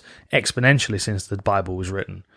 You know, and I went to a Church of England school, so I had the Bible forced down my throat every day in one form or another, and taught like it was matter of fact, you know, which was quite dangerous in some ways. It's like teaching someone a martial art that doesn't work, you know. The thing with religion is it's the thing that stands between us and the sacred. And every religion, it takes us halfway to what's sacred and then stands in between us, so it maintains control. You know, we talked about the Illuminati and the reptilians and all this, the ideas of like, you know, control mechanism and the New World Order. It's been happening for years through religion. Like that is what religion is. It's a manifestation of human control over other humans. Yeah, absolutely. It's bringing you close enough to the sacred so you don't long for it outside of the church, but don't quite get you there in the church. And then anything that would get you close to sacred without you going through those church doors is then condemned. You know, that's why majority of these psychedelics have found their way out of our culture, because of the oppression from religions, you know, still condemning them to this day. But if I can sit on my sofa at home and eat 5 grams of psilocybin and have a godlike experience, or I could go up the road to the church and sit there listening to some old dusty dude talk to me about a book that was written thousands of years ago, it's not comparable. Like, why would I bother? The idea that there's a disconnection with society if we're doing that is not the case either. And I know people talk about the church as a community thing and all that, but it's still a control mechanism. It's still keeping people from that final step towards what is sacred. And what is sacred is in all of us. And where language develops, it develops with in areas where we're conversing a lot. We don't talk about psychedelics, so there isn't the language to talk about psychedelics. Like, you can't refer to everything as energy, but you talk to somebody about psychedelics and they stuck for words. Yes. Because they go, oh, wow, it's energy and aura and feeling and emotion, and, you know, but these, like, they're missing the actual tools to explain themselves because it's been suppressed and oppressed for so long. For me, I think, and I almost said that I think psychedelics are for everybody, but I don't think they are at this point. I think we've walked so far in the wrong direction that not everybody could stand psychedelics at this stage. I think there are some people that are too far embedded into their programming that if you give them psychedelics at a late stage in their life, it all comes tumbling down, and immediately their whole sense of self falls apart, and that's dangerous, you know. But I think younger people, and people that are open-minded and are strong and are in a position where they can observe themselves, I think it absolutely should be back a part of our society. There should be safe places to do it, good information around it. There's definitely benefit to it. There's no doubt about it, in a multitude of different ways. And that's, you know, whether you choose ayahuasca or you want to go to Peru, whether you choose mushrooms or you want to go to Peru for ayahuasca, or there's ibogaine, or, you know, peyote or Peruvian torch, or whatever it is. I think there's a path to a space inside ourselves where we can really examine. And I think it's difficult. And I'm not saying we can't. I'm not saying if you spend 50 years in a cave meditating that you won't be able to get to that state. But I'm also saying to get to that state, you might have to spend 50 years meditating in a cave. Or you can take 5 grams of these mushrooms that I got from the forest up the road, and they'll get you there in the same amount of time. You know? Do you really forage? I don't forage personally myself. Yeah. No, I'm not aware enough. But I know there are a lot of people in this area that do. You know, we look at the original religion of the UK before the Church of England came in and kicked the shit out of everybody. Like, it was paganism, and then paganism's been condemned because paganism's witchcraft. But what's witchcraft? Well, witchcraft is celebrating nature.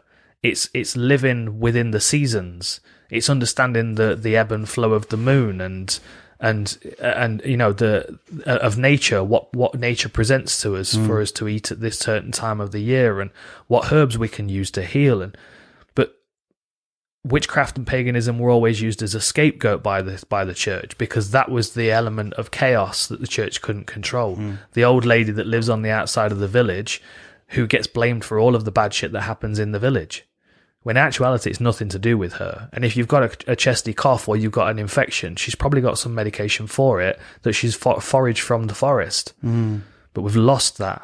We've lost that connection. Yeah, and it's still there. You know, you can go to certain areas of the world. You can go to Glastonbury, and you can see paganism, you know, full and strong, and it's a beautiful thing. And there's nothing evil or sadistic or satanic about it. Well, you could definitely say that there's some evil and sadistic things going on in organized religion. You know, I think paganism seems to be on the rise. Psychedelics seem to be on the rise. Sort of the integration with nature, as the majority of society pushes further away from nature, there are a select few, and it does seem to be increasing, who are doing the opposite and trying to reconnect with nature, and be that the use of psychedelics, or just, you know, more self-awareness about it, or paganism, or the old ways and the old gods, and realizing that, you know, I definitely think the main religions, you know, the big 3, 5, whatever it is, seem to be losing their control, and a lot, certainly in the UK, you know, I feel. Yeah. And people still, it's natural for people to still look for something bigger than themselves and outside of themselves. And I think it doesn't tick the box. A lot of people organize religion, but sort of paganism, or at least, you know, seeing the, you know, it doesn't have to have a name. God doesn't have to have the name. The universe can be God, and the planet can be, you know, Mother Earth can be the God, or whatever it is. But it's an interesting journey for sure. Yeah. And so you reckon 150 mushroom psilocybin trips? I reckon that's what I've had, maybe more. So that, because the path from cannabis to psilocybin is not necessarily a natural path. It's not something that everyone will go to. What made you, you know, two things. One, what made you move over and try psilocybin? And then, was that instantly you were doing it every week, or was it a case of, you know, another journey through it? And the other question is, you know, quickly to discuss cannabis as used as a medicine versus being used recreationally. Because I think it seems to me, when you talk about, certainly when you talk about psilocybin, that is something that can be used recreationally, but should not be. That is, that's not its primary function. Cannabis even more so. Cannabis is seen as its primary function being recreational drugs, and very few people would actually see cannabis as a medicinal in terms of you know, a healing herb to kind of get introspective and work on yourself. That's a good question. I'm just going to take 2 seconds. Nips of the okay, so the recreational nature and the medicinal nature of marijuana and psilocybin, and you'll notice I always call it psilocybin, because magic mushrooms is a big part of the problem. Yeah, because it's the same thing, but one of them adds a party aspect to it which doesn't really belong. Psychedelics are not for public consumption, and not for public consumption in a party sense. Like group ceremonies, okay, even really not for me. I still prefer to be completely on my own.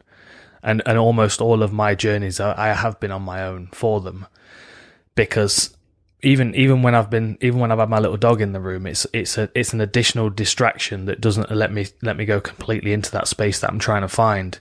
And I've had the same thing in ayahuasca ceremonies as well. Like I've been in a group ceremony where, you know, there's 6 people. I've been in a group ceremony where there's 30, 40 people. There's always something outside of me in the group that takes me away from the work that I'm trying to do. And sometimes there's a benefit to it. You know, there's an understanding of acceptance that you are sharing this journey with other people. And I do like that aspect to it. But at the same time, the really deep work, the focus work, I have to do on my own. And the idea of taking psychedelics in a public setting, it means you're not taking enough for a start. You know, you should be able to. You shouldn't be able to. I mean, with the right dose of mushrooms, you shouldn't be able to get up. Like, it is literally like eyeing you out. Like you. I don't know what I must look like, but I must look like I'm asleep having really weird dreams. Fair enough. But I had a room in my house in Vegas that was the mushroom. It was specifically for that, and the purpose was that I had a space I could go into and close the door behind me, and that was my time to work. It was almost like my office. And I would be able to address things in those journeys because I was focused on them.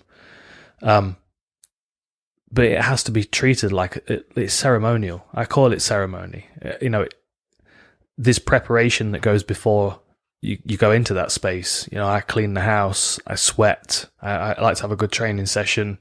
I make sure I've got the right foods around for the next day. You know, for whatever reason, bananas and Brazil nuts is always the first thing I eat after.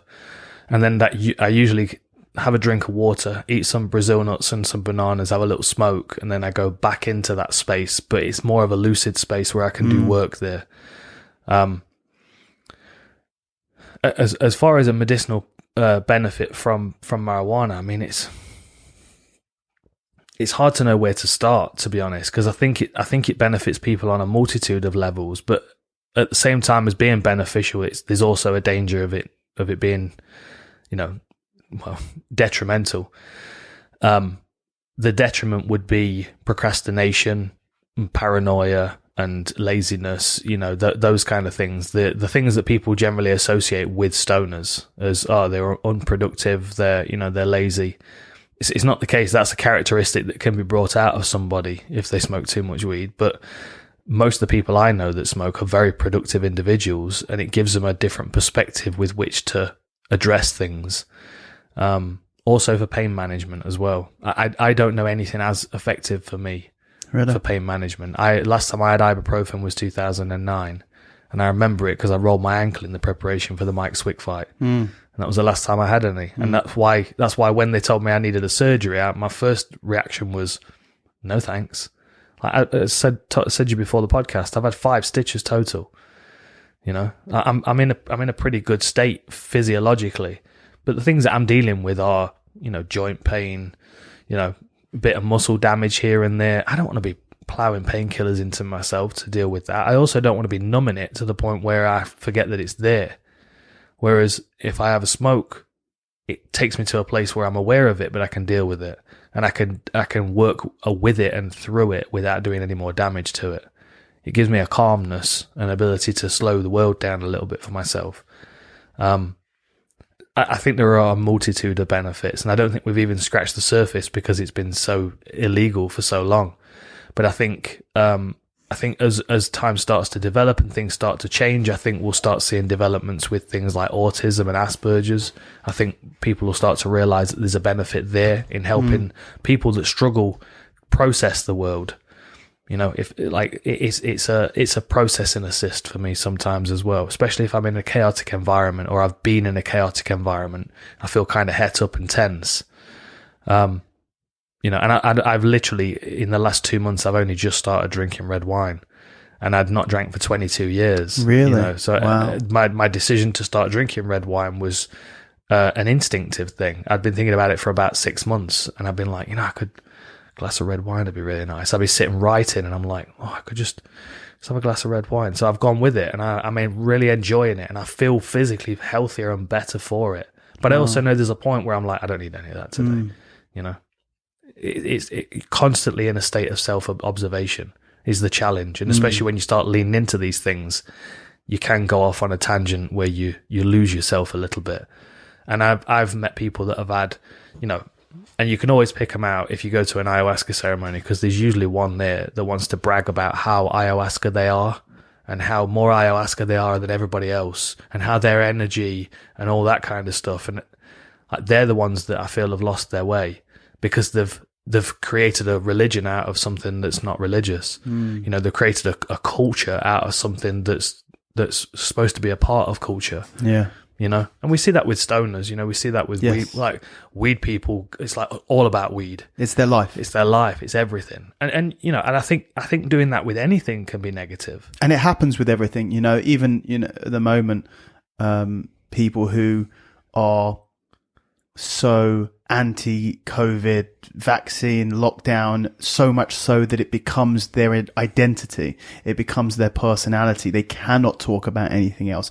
Everything must be seen through the lens of that particular ideology. And that can happen with that. It can happen with, substances. It can happen with anything. Anything that is something that should be used for good, but consumes you to the point that everything that you go through must be seen through the filter of that one thing, has, by its very function, become a detriment. Yeah, exactly that. And it can be anything. It can be food, it can be politics, it can be religion, it can be anything. You can be obsessive about a person. It's always dangerous when you start drifting away from balance. I have a friend of mine, Tim Sheaf. You probably know of Tim Sheaf. Yeah. He said something that stuck in my mind. And what's interesting is that he observes himself doing it. But he says he went from being hardcore vegan, fasting for 30 days, to then going full carnivore coming out of the other side of it. Yeah. And he said to me, I know balance when I swing past it. And I like the fact that he's aware of who he is. But my goal would be to start slowing that pendulum down and try and get to that center point. And I still swing past it on one day or the next. But if I swing past it, I'm aware that there's a reason I'm swinging past it. Like my swing right past it at the moment is recreational eating. And I'm aware that I've swung past that center point where I'm like, I'm eating more than I need to be right now. See it on me, hate it, feel it all the time. But I'm not gonna wake up and shit on myself and punish myself for it, because that's going to get me further away from the solution. The solution is going, yeah, I like a bit of chocolate from time to time, the occasional glass of red wine, but I'm going to need an extra 10 minutes on the air dyne if I'm going to do it. That set of kettlebells are not going to work out themselves. So I have that honest balance and that honest self-observation where people can go too far the opposite way. That's when eating disorders start developing and people start to chastise themselves. And then that cortisol effect of the stress is actually way more detrimental than a bit of chocolate from time to time.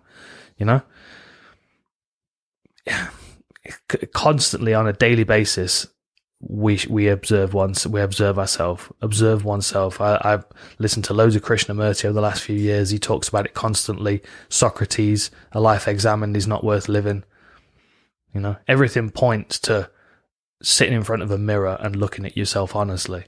And that's something else that I enjoy doing with psychedelics. There's a point when I've had mushrooms, when I've got an amount of psilocybin in me, where I can sit in front of the mirror or stand, and I can have a very, very deep conversation with myself without saying anything. But what's weird in that moment is that I don't recognize myself unless I look into the dark of my eyes. I've heard that from a few different people about, some people will say, you never look in the mirror. You look in the mirror and it's terrifying. But other people is, you don't recognize who that is. Yeah. Yeah. I think it gives you a reality of the fact that you're actually inside the meat suit that you're driving. You are not this. That's it. That's it. So that's where when it comes to spirituality, there's the conversation of transcending the physical, and the idea of there being something more, because when we get close to the sacred, that's what sacred tells us. Sacred tells us that we are here experiencing ourselves. Like if the universe has been built by an entity, that entity is not here and conscious to witness itself and all the incredible things that it's created. So it would create something that observes itself in every environment and every scenario. So every single one of us is a small expression of the universe observing itself. But every single one of us is on an individual journey. Yeah. And there's something about us that feels like we're going to transcend this physical body. That's because we're a part of everything else. Like my body will be decomposed and it will be forming planets in other solar systems in 1,000 years, or 10,000 years or whatever.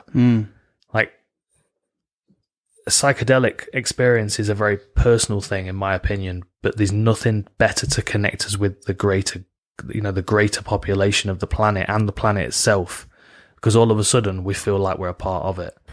And we're here to observe ourselves, and we're here as the universe observing itself. What is the biggest difference, the biggest mentality shift? I'm sure that there's lots, especially because it's been such a long time on this journey for you. What is the biggest change in how you feel from Dan Hardy before beginning his journey in psilocybin? You talk to some people who have done a few DMT trips, but you are someone who has really immersed themselves in the journey and with purpose and intent. What have been some of the greatest lessons, be that lessons in itself or changes in who you are and how you believe since starting?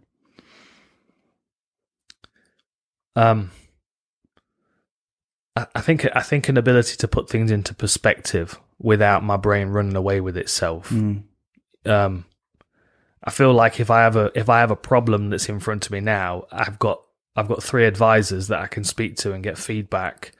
But each one of those advisors, I'm looking at them through the side of my eye because I know there's an intention behind it. You know, especially with the reptilian part of my brain, I'm like, okay, where's your decision coming from here? So like, when you say three advisors, you mean those three parts of yeah, your brain? kind of. Like I give myself the benefit of the doubt to have three different feelings about the same thing. Sure. And then I act as the CEO, and I pick and choose of those three decisions which seems the most logical. And I think that's the thing that I got from it. Do you feel like there is a fourth brain then, which is more you, maybe the old, you know, the new mammalian, the old mammalian, the reptile, and then the transcended Dan Hardy who gets to see those from the outside? Because the whole idea of those three brains would be that those are the three brains that encompass you, but in you talking about being able to see those from the outside, it almost sees as if they are not you, but just a part, and there is another part that can, you know, be above those three. Yeah, I am separate to them, but at the same time, I understand that I'm dwelling within it. Like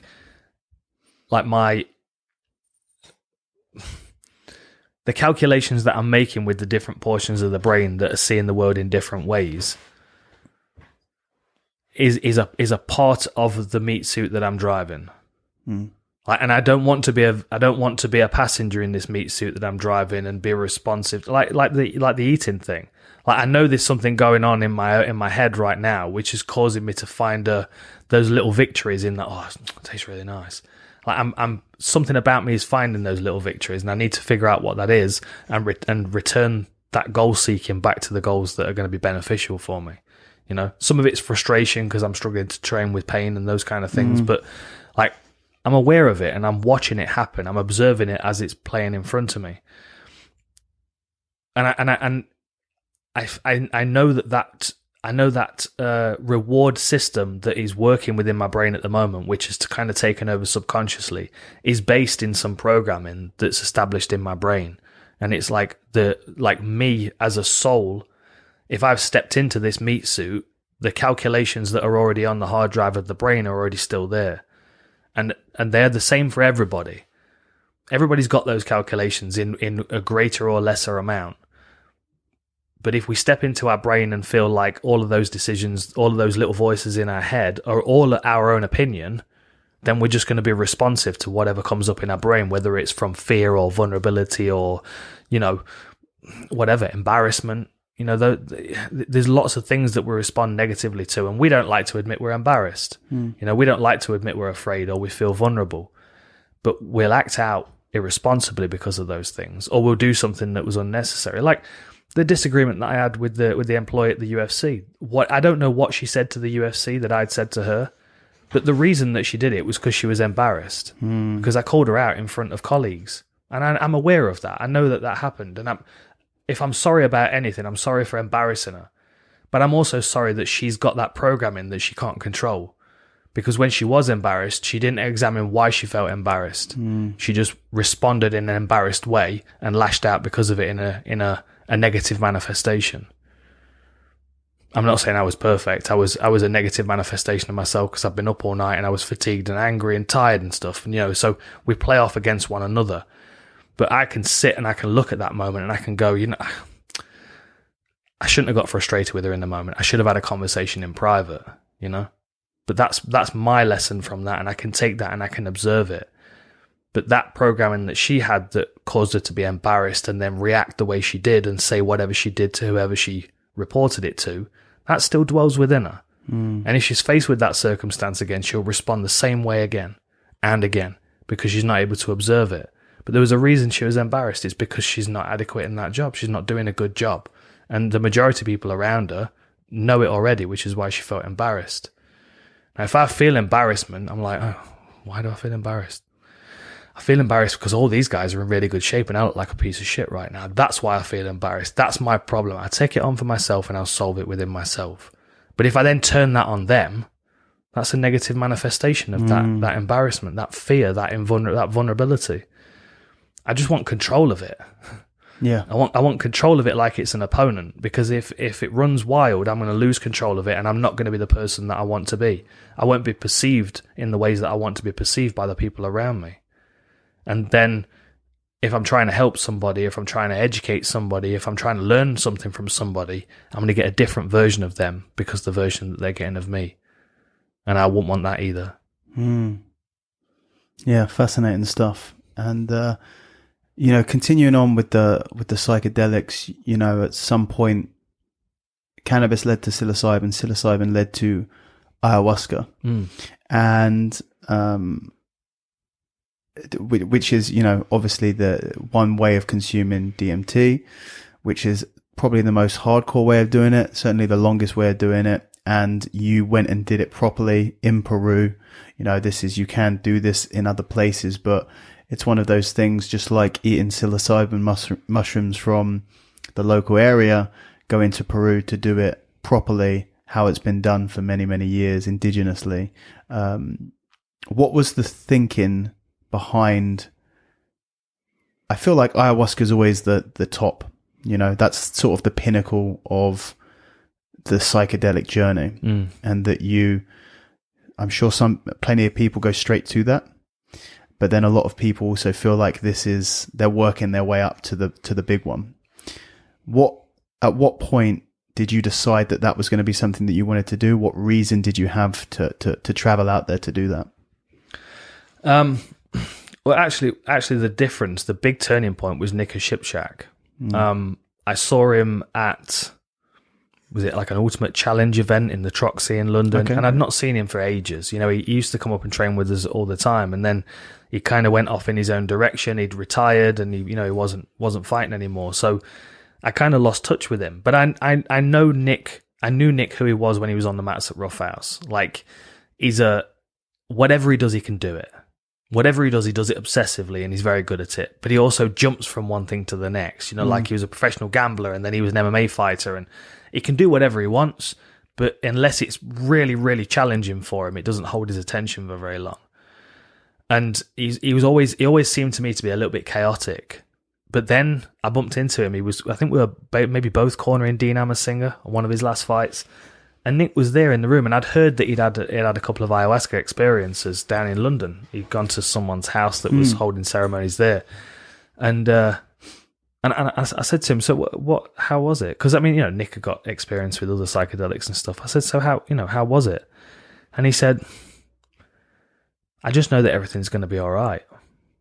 And hearing that, as calm as he was from Nick, who I know is a bit chaotic and jumps from one thing to the next, when I heard him say that, I'm like, this has actually changed the way that he sees the world. Not on a like right now with this particular circumstance, with this caveat. It was just generally everything's going to be all right. And he had this peace of mind. And I was at the same time not in a great spot because I was on a losing streak. And after taking the time off, to improve and to prepare for the Ludwig fight, that would have been my 5th loss in a row. And as you can imagine, I was building that up in my head. I'd moved to Vegas. I'd started with a whole new team of guys. I was training with Frank Mir on a daily basis, working hard. But there was still this question in the back of my mind. And the question wasn't, can I win this fight? Because I definitely felt like I could. The question was, is this still who I am? It was a much deeper conversation. So the fight with Ludwig was on May 26th. As soon as I walked out of the octagon with the win, my friend was there backstage with 2 tickets to Van Halen for the next day in the same arena. And then the day after that, I was in the jungle in Peru with a shaved head ready to drink ayahuasca. It was literally bang, bang, bang. Wow. And the decision was made before I fought Ludwig. Because win or lose, I was going there to have this experience. Because I felt like my life was naturally winding to a close on one chapter, and the next chapter was about to start. And I felt it all hinged on that fight. If I got that victory, the next chapter was MMA, and I was having another title run. If I didn't win that, then I was going to be released from the UFC, and the next chapter would begin. And I was trying to dig deep into that. But by the time I arrived in Peru, regardless of what was going to happen, it would have happened. So I was setting myself up to be in a place where I could process regardless. And I won. And I shaved my head, so I didn't want to be arriving in the jungle with a red mohawk, drawing attention to myself.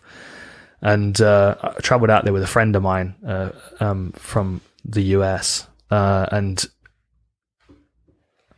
I don't know exactly what I was expecting, really. I know I was going to a retreat, but all of my other experiences before that had been on my own. And I'd had obviously mushrooms a bunch of times, psilocybin, psilocin, truffles. I tried salvia a few times, not particularly a fan of it. I didn't try DMT until after I tried ayahuasca, not particularly a fan of that either. Or LSD. I'm not majorly into any of the synthetic stuff. I like the organic. And the reason why ayahuasca is considered the pinnacle and also quite difficult to get a hold of is because the brewing process is quite complex. Whereas mushrooms, you can literally grab them and eat them and they're good to go. Yeah, ayahuasca's, it's kind of mad how they discovered it. It that's one of the mysteries, right? For sure. Which is that ayahuasca doesn't actually contain the DMT. No. There's another plant that it's mixed with that contains DMT. There are a few, actually. They can use a few different plants. And those plants, if you were to just brew them or to try and eat them, they would be destroyed by your stomach. And the ayahuasca root, is it? Yeah, it's a vine. And it has a chemical that when combined stops human beings from being able to process it, destroy it in the stomach and allows it to work. Yeah. And how the hell did they find that out? Crazy. It really is mysterious, if you ask isn't them, it? It is very mysterious. If you ask them, they'll tell you that the plants told them. Of course. But then, you look back, we've talked about diet a bit earlier and about, eating instinctively and working within seasons and stuff. If you look at some of the most traditional meals from around the world, milk and cereal or rice and beans, etc., they form a complete protein. But the people initially that were combining rice and beans had no idea that would form a complete protein, and also had no idea that independently their proteins were relatively redundant for the most part because they were incomplete. But somehow they managed to combine these two things, and it stayed in their dietary setup, so they were able to benefit from the complete proteins being made from just happening to combine these two foods. It's not specific to ayahuasca. I know ayahuasca is very strange because the enzyme inhibitor in ayahuasca actually switches off the destructive mechanisms in the stomach that digest the DMT. So otherwise you have to smoke it or inject it. It has to go past the stomach. But with ayahuasca, it's the only way they can do it, and it's organic. I mean, they literally brew it in a big cauldron in the jungle, and they make vats of it, and it's foul tasting, but it's different every time. Same with mushrooms. Like you could drink a full one of those of ayahuasca and not feel anything, and then have a cup from a thimble and be like, oh my goodness, this is rocket fuel. But then you can have 10 cups from a thimble and not feel anything, and a sip from this one, and it's very organic. And another thing that you'll hear people say a lot is you won't get what you want out of it, but you'll always get what you need. Yeah. And that is something that's very consistent as well. I mean, I always got better work done with mushrooms myself, partly because I think I was able to control the environment. Sure. Partly because ayahuasca is a bit chaotic. I find it a bit chaotic. It's very unpredictable, whereas mushrooms can be predictable if you get the right measurement and if you have the same group of mushrooms from the same crop, 5 grams and 5 grams and 5 grams are going to be about the same. Whereas 2 cups from the same cauldron of ayahuasca can give you different experiences. So I didn't like that element of it as well, because I never knew what I was letting myself in for. It was either going to be a light 2 hours where I come out the other end wanting to hug my parents and think everything's wonderful, or it can be 8 hours of absolute anguish and pain, and I just can't wait for it to be over. It could be very, very different. And a lot of it is down to how you walk into the room and what you've done with the day that who you've had conversations with, what you've eaten, all these kind of things. I like the control aspect of the psilocybin. But the ayahuasca was much more of the whole thing was an experience, because you're on an ayahuasca diet for the time you're out there, which is very, very limited. No salt, no spice, no sugar, no sex, no oils, no nothing. No alcohol, of course. But even with ayahuasca, Catholicism had worked its way in. Really? Yeah. Even with ayahuasca, Catholicism had worked its way in. Well, because it was brought over by the conquistadors, the Spaniards and the Portuguese when they came into South America, to steal all the silver and gold, and they brought with them disease, germs, and Catholicism, and they're the things that stuck, unfortunately. Like I've had ceremonies with people that have been very indigenous and very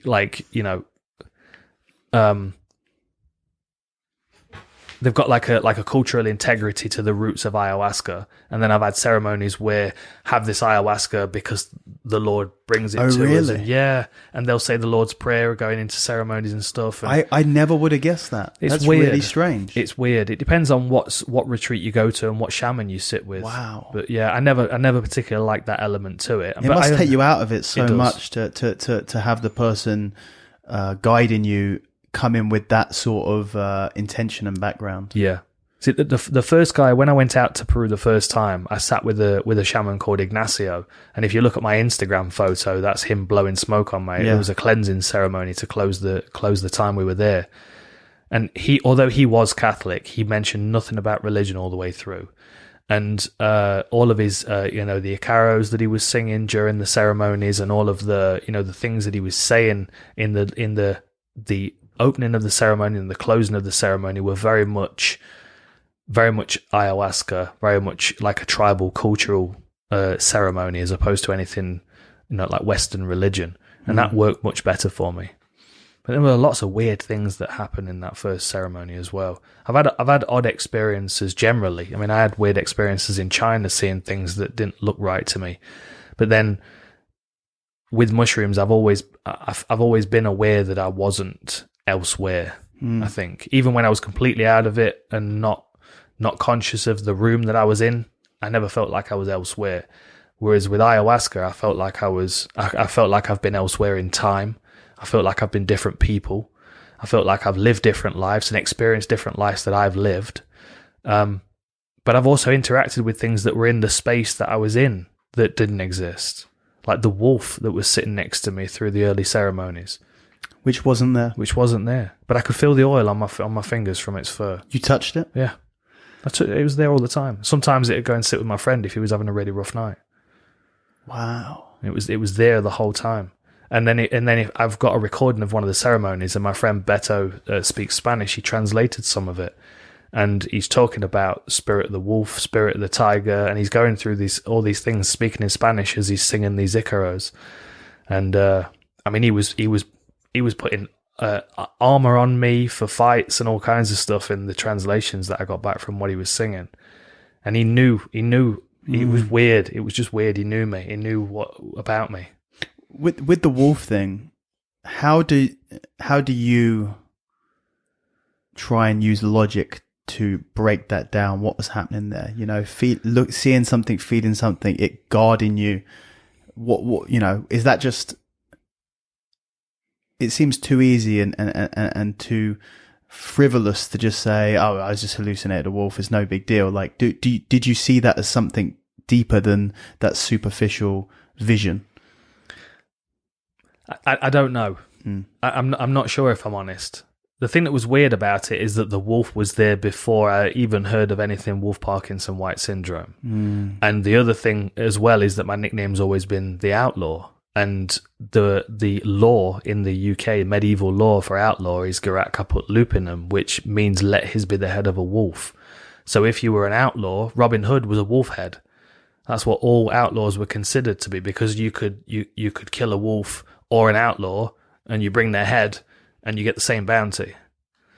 So like the wolf thing has always been in and around me without me even knowing. And then when I went there and there was a wolf there, and it started off by me walking into this place, having had psychedelic experiences, and walking in and looking at the bookcase and going, spirit animals, spirit guides, dream interpretation. I'm like, I'm in the wrong place. Like this is not my side of psychedelics. But then the experiences that I had were very odd. They're very odd, and I have no explanation for them really. One thing I did take out of it was the wolf thing, and I humaned myself and allowed myself to maintain that visualization. So when I went back into training camp, and I'd spoken to Ignacio, the shaman, and he said to maintain the relationship with it, to see the wolf, maintain the relationship with it, because it is a part of you. And then what I would do is when I was running, I would envisage it up ahead of me, and I was trying to keep up with it. So I honestly, I don't know. I don't know. I mean, there is a lot of, it's like dreams, there's a lot of stuff that we gather in our subconscious like a drift net throughout the week, and all of a sudden it will crop up in a dream. Like once I remember being chased by a submarine, around the grounds of an old stately home. At the time, it made perfect sense that the submarine was sailing through the gravel outside the building. But looking back, I'm like, it's ridiculous. Oh, it's definitely the strangest thing about dreams is that they whatever is in your brain that tells you something doesn't make sense is switched off. Everything makes sense. There is anything can happen, and you'll never question it. And then you wake up and you go. Because I've had I have a lot of dreams, very vivid, and when I wake up, I'm not sure whether they're real or not. And then I just try and play them back and go, well, I was flying. Don't think it was real. Probably a dream. Crack on with the rest of my day. But they are. It is very, very strange, and you've got to ask, because of course the thing with DMT is they say, that connection to dreams that you release DMT. Well, I don't know if that's true or not. Yeah. That you release DMT when you sleep, and that's something to do with whatever it is, receptors or connections in the brain. The connection between a dream state and a ayahuasca state, altered state, is definitely connected. Yeah. I think so. DMT, dimethyltryptamine, means produced while we're asleep, so that is what causes us to dream. But the source material that it's drawing from to create those realities that we dream up, it's got its foundations in reality. You know what I mean? Even if you're flying, you have a concept of flying from things you've seen in the real world. I do think there is an element of that. I don't know where the wolf came from. It kind of came out of nowhere, to be honest. But I've gravitated towards it ever since, and I love that experience that I had. But the next night I had a visualization that I was a female tiger with cubs. And then the cubs were being taken from me, and and we were talking about dreams before we started recording. And I had 3 dreams. Well, I've 4. I've had 3 dreams that happened all within the space of a week when I was 15, which I've never ever forgotten. And in every one of the dreams, I died. But in every one of the dreams, there was nothing unrealistic about it. I was a colonial soldier shot on the front lines when people just used to line up and take shots at one another. I was killed in a collapse in a mine in the north of England, and I was a Jewish woman. I was shot by the Nazis, and I remember having those 3 dreams and waking up to all of them and being like, I felt like I'd literally just stepped into another life. I had one like that when I was in Peru as well, which felt very much like I was connected to the geography, the collective consciousness of the geography. I was in a pit surrounded by conquistadors with a tribe that I understood were my own, and with a wife and a daughter that I understood to be my family. And I had this intense feeling of failure. And that was the thing that was consistent with all of my experiences with those dreams when I was 15 and in psychedelic experiences, is this feeling of failure. I had an experience that I was an old Japanese guy, a samurai, and I had this feeling of failure that I'd not given my life for something, and I was just going to die an old man. When I was the Jewish woman in that dream, I was looking after my 2 kids and 2 kids of somebody else's that were no longer around, and I failed them all, and we were all executed. That's the consistent narrative in mine. But the weird thing about those dreams is how real they are. Like the weird stuff, you go, it's weird. But the wolf, it's the not weird stuff that's weirdest. Exactly. Yeah. We were talking about lucid dreaming before we started recording, and I've only ever had one lucid dream. Eddie Bravo got really into this at one point. He was wearing these shades at night that flash lights, so it maintains. That's right. Yeah. I've only ever had one, and it was a couple of days after my granddad died. And so my grandfather died about 5 weeks before the GSP fight. And he was a big part of my martial arts journey. He did taekwondo with me when he was 60 and trained for 5 years. But this weird dream I had, and have you seen Waking Life? No. Okay, it's worth watching Waking Life, because there's a conversation in that it's linked to. And this guy is talking about lucid dreaming, and he's saying there's 2 ways in which you can recognize that you're dreaming lucidly. One is you look at a digital clock and you can't read the numbers, and the other one is you switch the light on and off, and it won't change the light in the room. Yep. I hear that another one is looking at your hands. Oh, is that right? Yeah, there's a few, because you need like a trick. It's like the spinning top in Inception, right? You need something where your brain, so they say look at your hand and it always looks kind of weird which is why we struggle. We struggle to visualize hands, which is why it's always such a nightmare. And then the other one is trying to poke your finger through your hand. And apparently that was what I was using when I was trying the lucid dream. Poke the finger through the hand, and if you're dreaming, it might go through. Weird. Okay. Yeah. Well, this was probably 4 or 5 days after my granddad had died, and I knew it was a dream because it was too real. I went to their house, and he was there. And I knocked on the door, my grandma opened the door, and I walked in, and my granddad did the same thing every time. He'd walk in from through the kitchen, from the living room. He'd go, "Here he is," like Nana off Catherine Tate. It's the same thing. Here he is. He's come up to see us, and I remember stopping in the hallway next to the door, and I said to him, "What are you doing here?" And he said, "Oh, the hospital was wrong. They sent me home." And I just stopped for a minute. And I switched the light on and off, and nothing happened. And I went, "Oh, okay, wow." And then I woke up, and it was weird because it was like I'd been given that moment. Yeah. And it click, click, click, click. The light didn't change. I'm like, "Oh, okay, dreaming." It was really odd. I've never had it before or since. Yeah. Any other times I've had realistic dreams, I've always been somebody else. Now, final question on that is,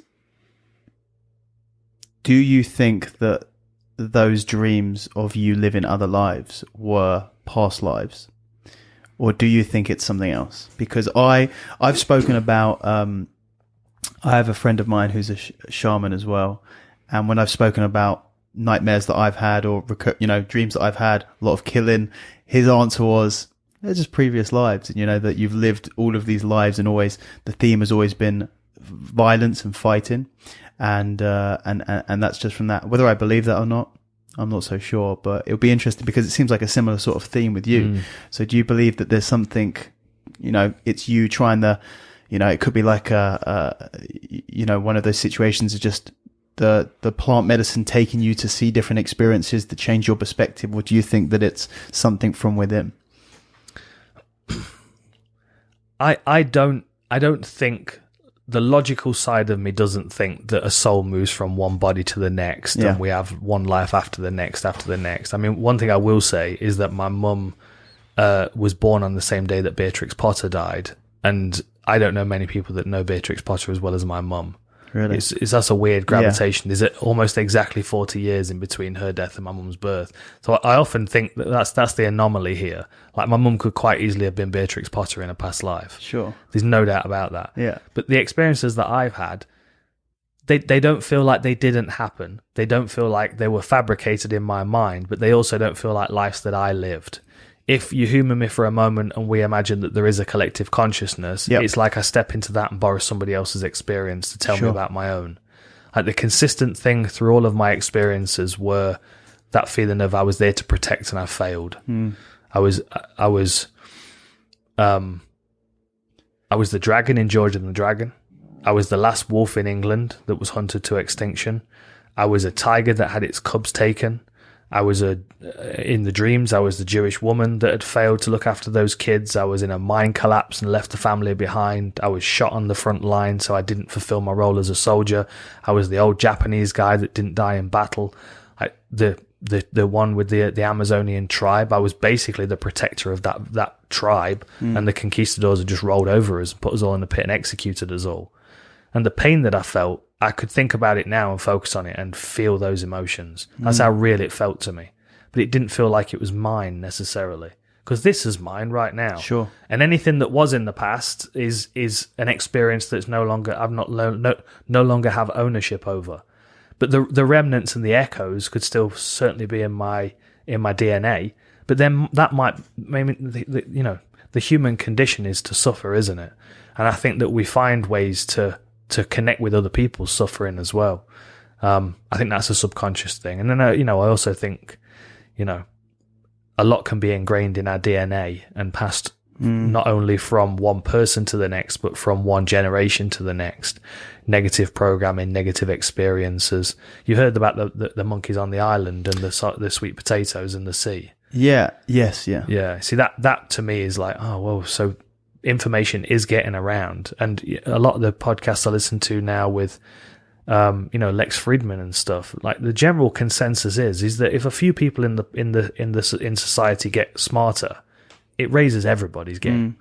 So I think there is something in that. I think we are connected deeper than we expect. That's deeper than we would want to admit.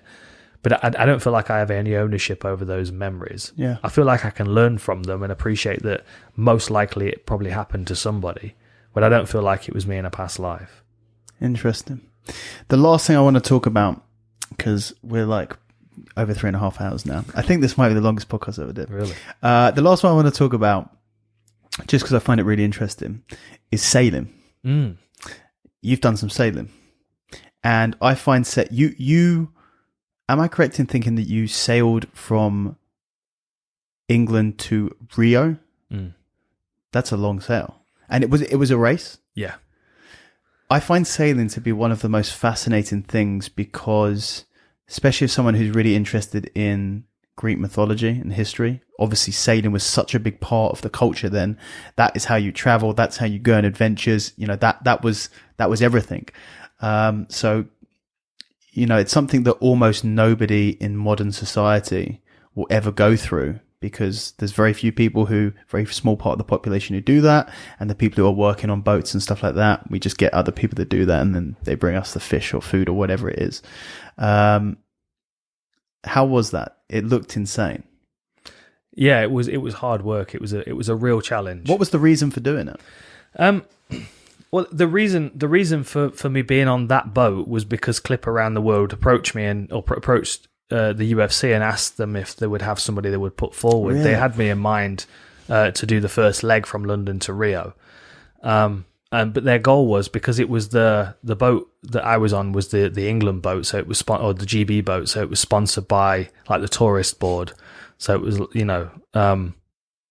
the idea was that we were going to have a British athlete on every leg of the race, and there were 8 legs, and I did the first one. Obviously, a few people pulled out, and it was far more challenging than a lot of people expected. But it was the reason I wanted to do it, and this is I feel like I kind of manifested this myself. I watched a documentary called 180 South, and there's a point in that where, and as I said before, I've always been obsessed with pirates. Yes. I love the idea of pirates and galleons and exploring and, being at sea. And there's a lot of reasons for that, and I have examined some of it. But the overall feeling right now is the idea of being on a boat at sea and I can't get myself to land is terrifying. And on this documentary, 180 South, the mast on the boat broke and they were stranded, and they fortunately had a motor, but they had to motor to Rapa Nui to fix the boat. And it's that idea of helplessness. I feel fairly comfortable no matter what environment I'm in, as long as I've got my feet on the ground. The sea is terrifying. Terrifying. Absolutely terrifying. As terrifying as being out in the deepest parts of space. It really is. It's so, we can't breathe there. We can't move there. We are at the mercy. Out of our element. Yeah. So when they offered me this opportunity, like the reason I did it, same reason I ended up fighting in the UFC, was because it terrified me. Like the idea of doing it was intimidating. And the truth is, if I acknowledge that something scares me, I usually have to do it. Fair enough. Even if I don't really want to, I'm like, I'm going to call myself out on this, aren't I? I'm going to do it. And I just so happened to be offered this opportunity to do it. I got 4 weeks of training for it. And then the race started. We started at Tower Bridge, sailed down the Thames, and then the race started at sea. And we were at sea for 28 days. Wow. And it was constant. Like you sleep for 4 hours, you work for 4 hours in a cycle for a month. You get 1 day off per 10 days in which you do mother watch, which is all the cooking and the cleaning and all that kind of stuff. And that's the day when you get an extra few hours sleep. But for the most part, it's hard work. The challenge for me was the feeling of helplessness, especially when you get out to the doldrums, like right on the equator, where you can have good wind, you can be sailing, and you can be heading towards the trade wind, then all of a sudden it stops. Yeah. And it's the weirdest thing, because you are literally 1,000 miles from any coast and the sea looks like a mirror. There's no wind, there's no ripples, there's no nothing. You'll see a sea turtle bobbing along. You might see a whale passing by in the distance. But aside from that, As far as the eye can see, it's just still water. And that's where you've heard the phrase, you're in the doldrums. Like in the UK, we use that as a phrase of like, oh, somebody's like down, somebody's like unhappy. But it's actually a corridor in the sea around the equator where the wind just disappears. And you can get stuck there. I mean, there was a boat on the last race before me that was stuck there for 2 weeks. No way. It's the weirdest thing. It's just the weirdest not thing. moving. No. But then on the way into the doldrums, the boat's keeled over at 45 degrees and everyone's hanging on, and we're getting side blinded by waves, and it's chaotic and messy, and there's storms, and then we go through the doldrums and there's nothing. We get stuck there for a couple of days, and then we're out the other side and we're heading towards Rio, and the waves are knocking the boat over on its side, and it was absolute chaos. But it was the reason I did it was because it was terrifying and I had to experience it. But then there were like several unique moments on the boat that stuck out to me. One was going up to the top of the mast to do a rig check, because you're 100 feet off the boat, and anyone that tells me the Earth's flat, I just laugh at them now. Because you can literally, from 100 feet up off the water, you can see the Earth curving. Wow. In every direction. Yeah. You feel like you're on a big watery marble. And it's so weird. It's like you can just see the Earth drop off in every direction. And there is nothing but sea in every direction. That's terrifying. And then the week after that, it was somebody else's turn to do a rig check. And we got hit by a gust of wind while he was at the mast. And he got swung around the mast, broke both bones in his forearm, and completely tore him open underneath his armpit. No way. And we were 1,200 miles from a coast. We couldn't even get a helicopter to him. So we had to call paramedics in Canada, and they talked us through what to do. Holy shit. So it was myself and the skipper. I held his forearm in place while the skipper stitched him up, and then we reset his forearm at sea. Oh my God. Yeah. It's pretty cool. It is pretty cool. Not if you're him. But it's pretty cool to have that experience not being him. Yeah. He was seeing elephants walking around the boat and all kinds of stuff. We got him on the morphine. Oh, really? Okay. But then he's got, 11 days at sea where he's got a complete fracture through his arm. We're in a very dirty environment where potentially you're going to pick up infections, and he can't actually physically sail. Yeah. Plus, you usually need both hands to move around the boat because it's always up and down on one side. But one thing that you would have liked is the initiation when you cross the equator. Oh yeah. So everybody that's not crossed the equator by sail is a polywog. Okay. And everybody that has crossed the equator by sail is a shellback. Okay. So so I'm one of Neptune's sons. So when you cross the equator, you go through a ceremony where you're basically, you become one of Neptune's children by sailing across the equator on sail power. That's one awesome name. It's cool, isn't it? Yeah, I'll be getting that tattooed on me straight away. Well, you remember the old turtle tattoo is very, very famous in sailor culture. Sailor Jerry used it a lot, but shellbacks. And is that what is the initiation? Well, we got yelled at and food thrown at us and rights read to us and all kinds of stuff. Really? Yeah, we've got photos of it and stuff, I would imagine. But it's quite a consistent thing in sailing culture. Like it goes way back to galleon times. And then, you know, a lot of sailors would have a record of the different areas in the world that they've crossed. Because the basic one to get is being a shellback, is crossing the equator by sail. But then obviously if you've circumnavigated the Earth, or if you've done it twice, or if you've done it below the equator, above the equator, or you've passed through these particular chains of islands, there's loads of different tattoos that you can get that signify. So when an experienced sailor would walk into a tavern, people would be able to look at his skin and know exactly whereabouts in the world he's been. That's pretty cool, right? Very, very cool. Pretty cool. I always like that, and I've got a tattoo I'm going to get at some point, a Neptune tattoo, just to mark that experience.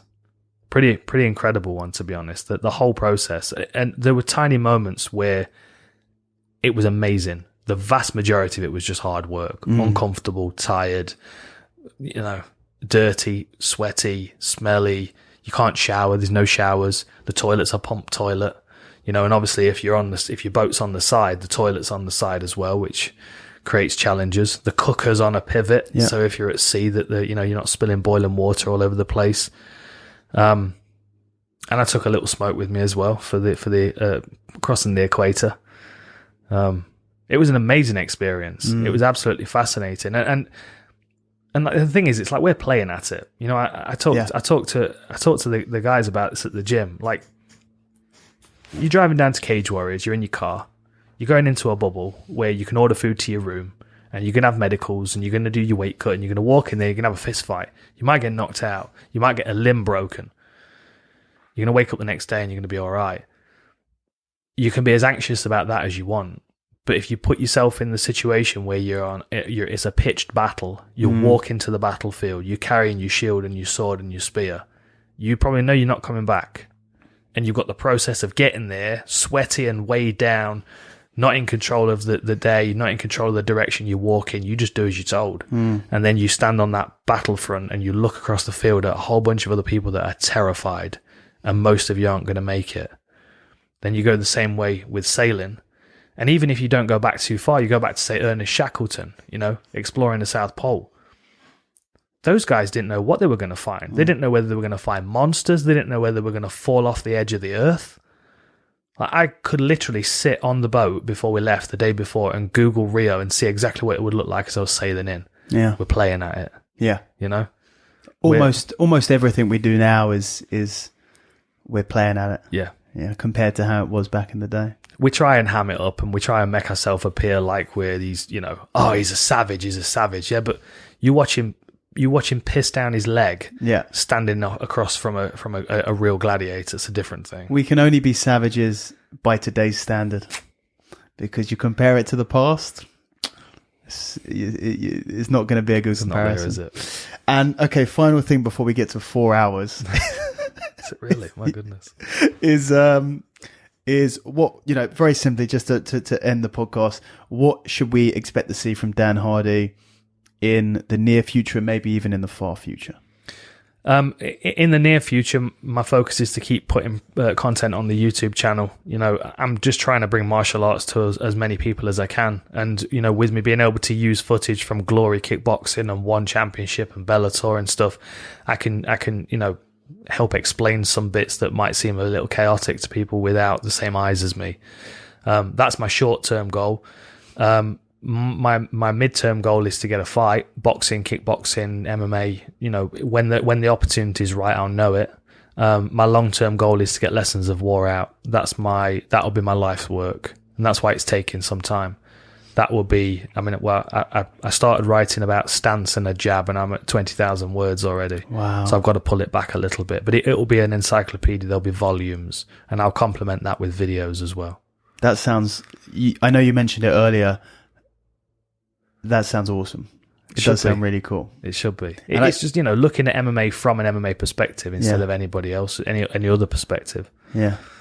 Anyway, Dan, thank you very, very. I feel like we could genuinely feel like I could say this a lot in podcasts, but I genuinely feel like we could talk for another 3.5 hours. Thank you very much for agreeing to do this. I had, you know, I knew that I was going to enjoy chatting to you, but I've really loved every second of it. Thank you very much. Anytime, my friend. Cheers, been great. Nice one. And that is it. I hope you enjoyed that episode. I really had a blast recording it. Just a fantastic conversation that I really, really enjoyed with Dan. If you want to follow Dan, then he is on Instagram and Twitter. Same handle for both, and that is at Dan Hardy MMA. You should also definitely go check out his YouTube channel, which is Full Reptile. He has a very good media team around him, and they produce lots of very, very good, high quality and entertaining content. So definitely go check that out. As always, if you want to follow myself, then you can find me on Instagram or Twitter, mainly Instagram. Handled the same for both, and that is at raspberry_ape. Also, feel free to go ahead to my YouTube channel, which is youtube.com/raspberryape. Go subscribe if you can. A few different things on there, and I've got a lot more stuff on there planned for the future. At the moment, very much mainly the video format of this podcast, which, of course, if you're watching it, you would already know. You can also check out my website, which is raspberryape.com. Get some merch on there, or even a grip training instructional, which I recorded last year. So if you want to get good grips, go check it out at raspberryape.com. If you want to get in contact with me, then feel free to do it through social media. Otherwise, you can email me at podcast@raspberryape.com. And that's about it, really. Yes, if you enjoyed this episode, please feel free to share it. And if you really enjoy it, then go over to iTunes and leave a little review. And that's much appreciated. Helps with their algorithm and things. That is all for this week, guys. I hope you enjoyed it, and I will catch you next time. Take it easy.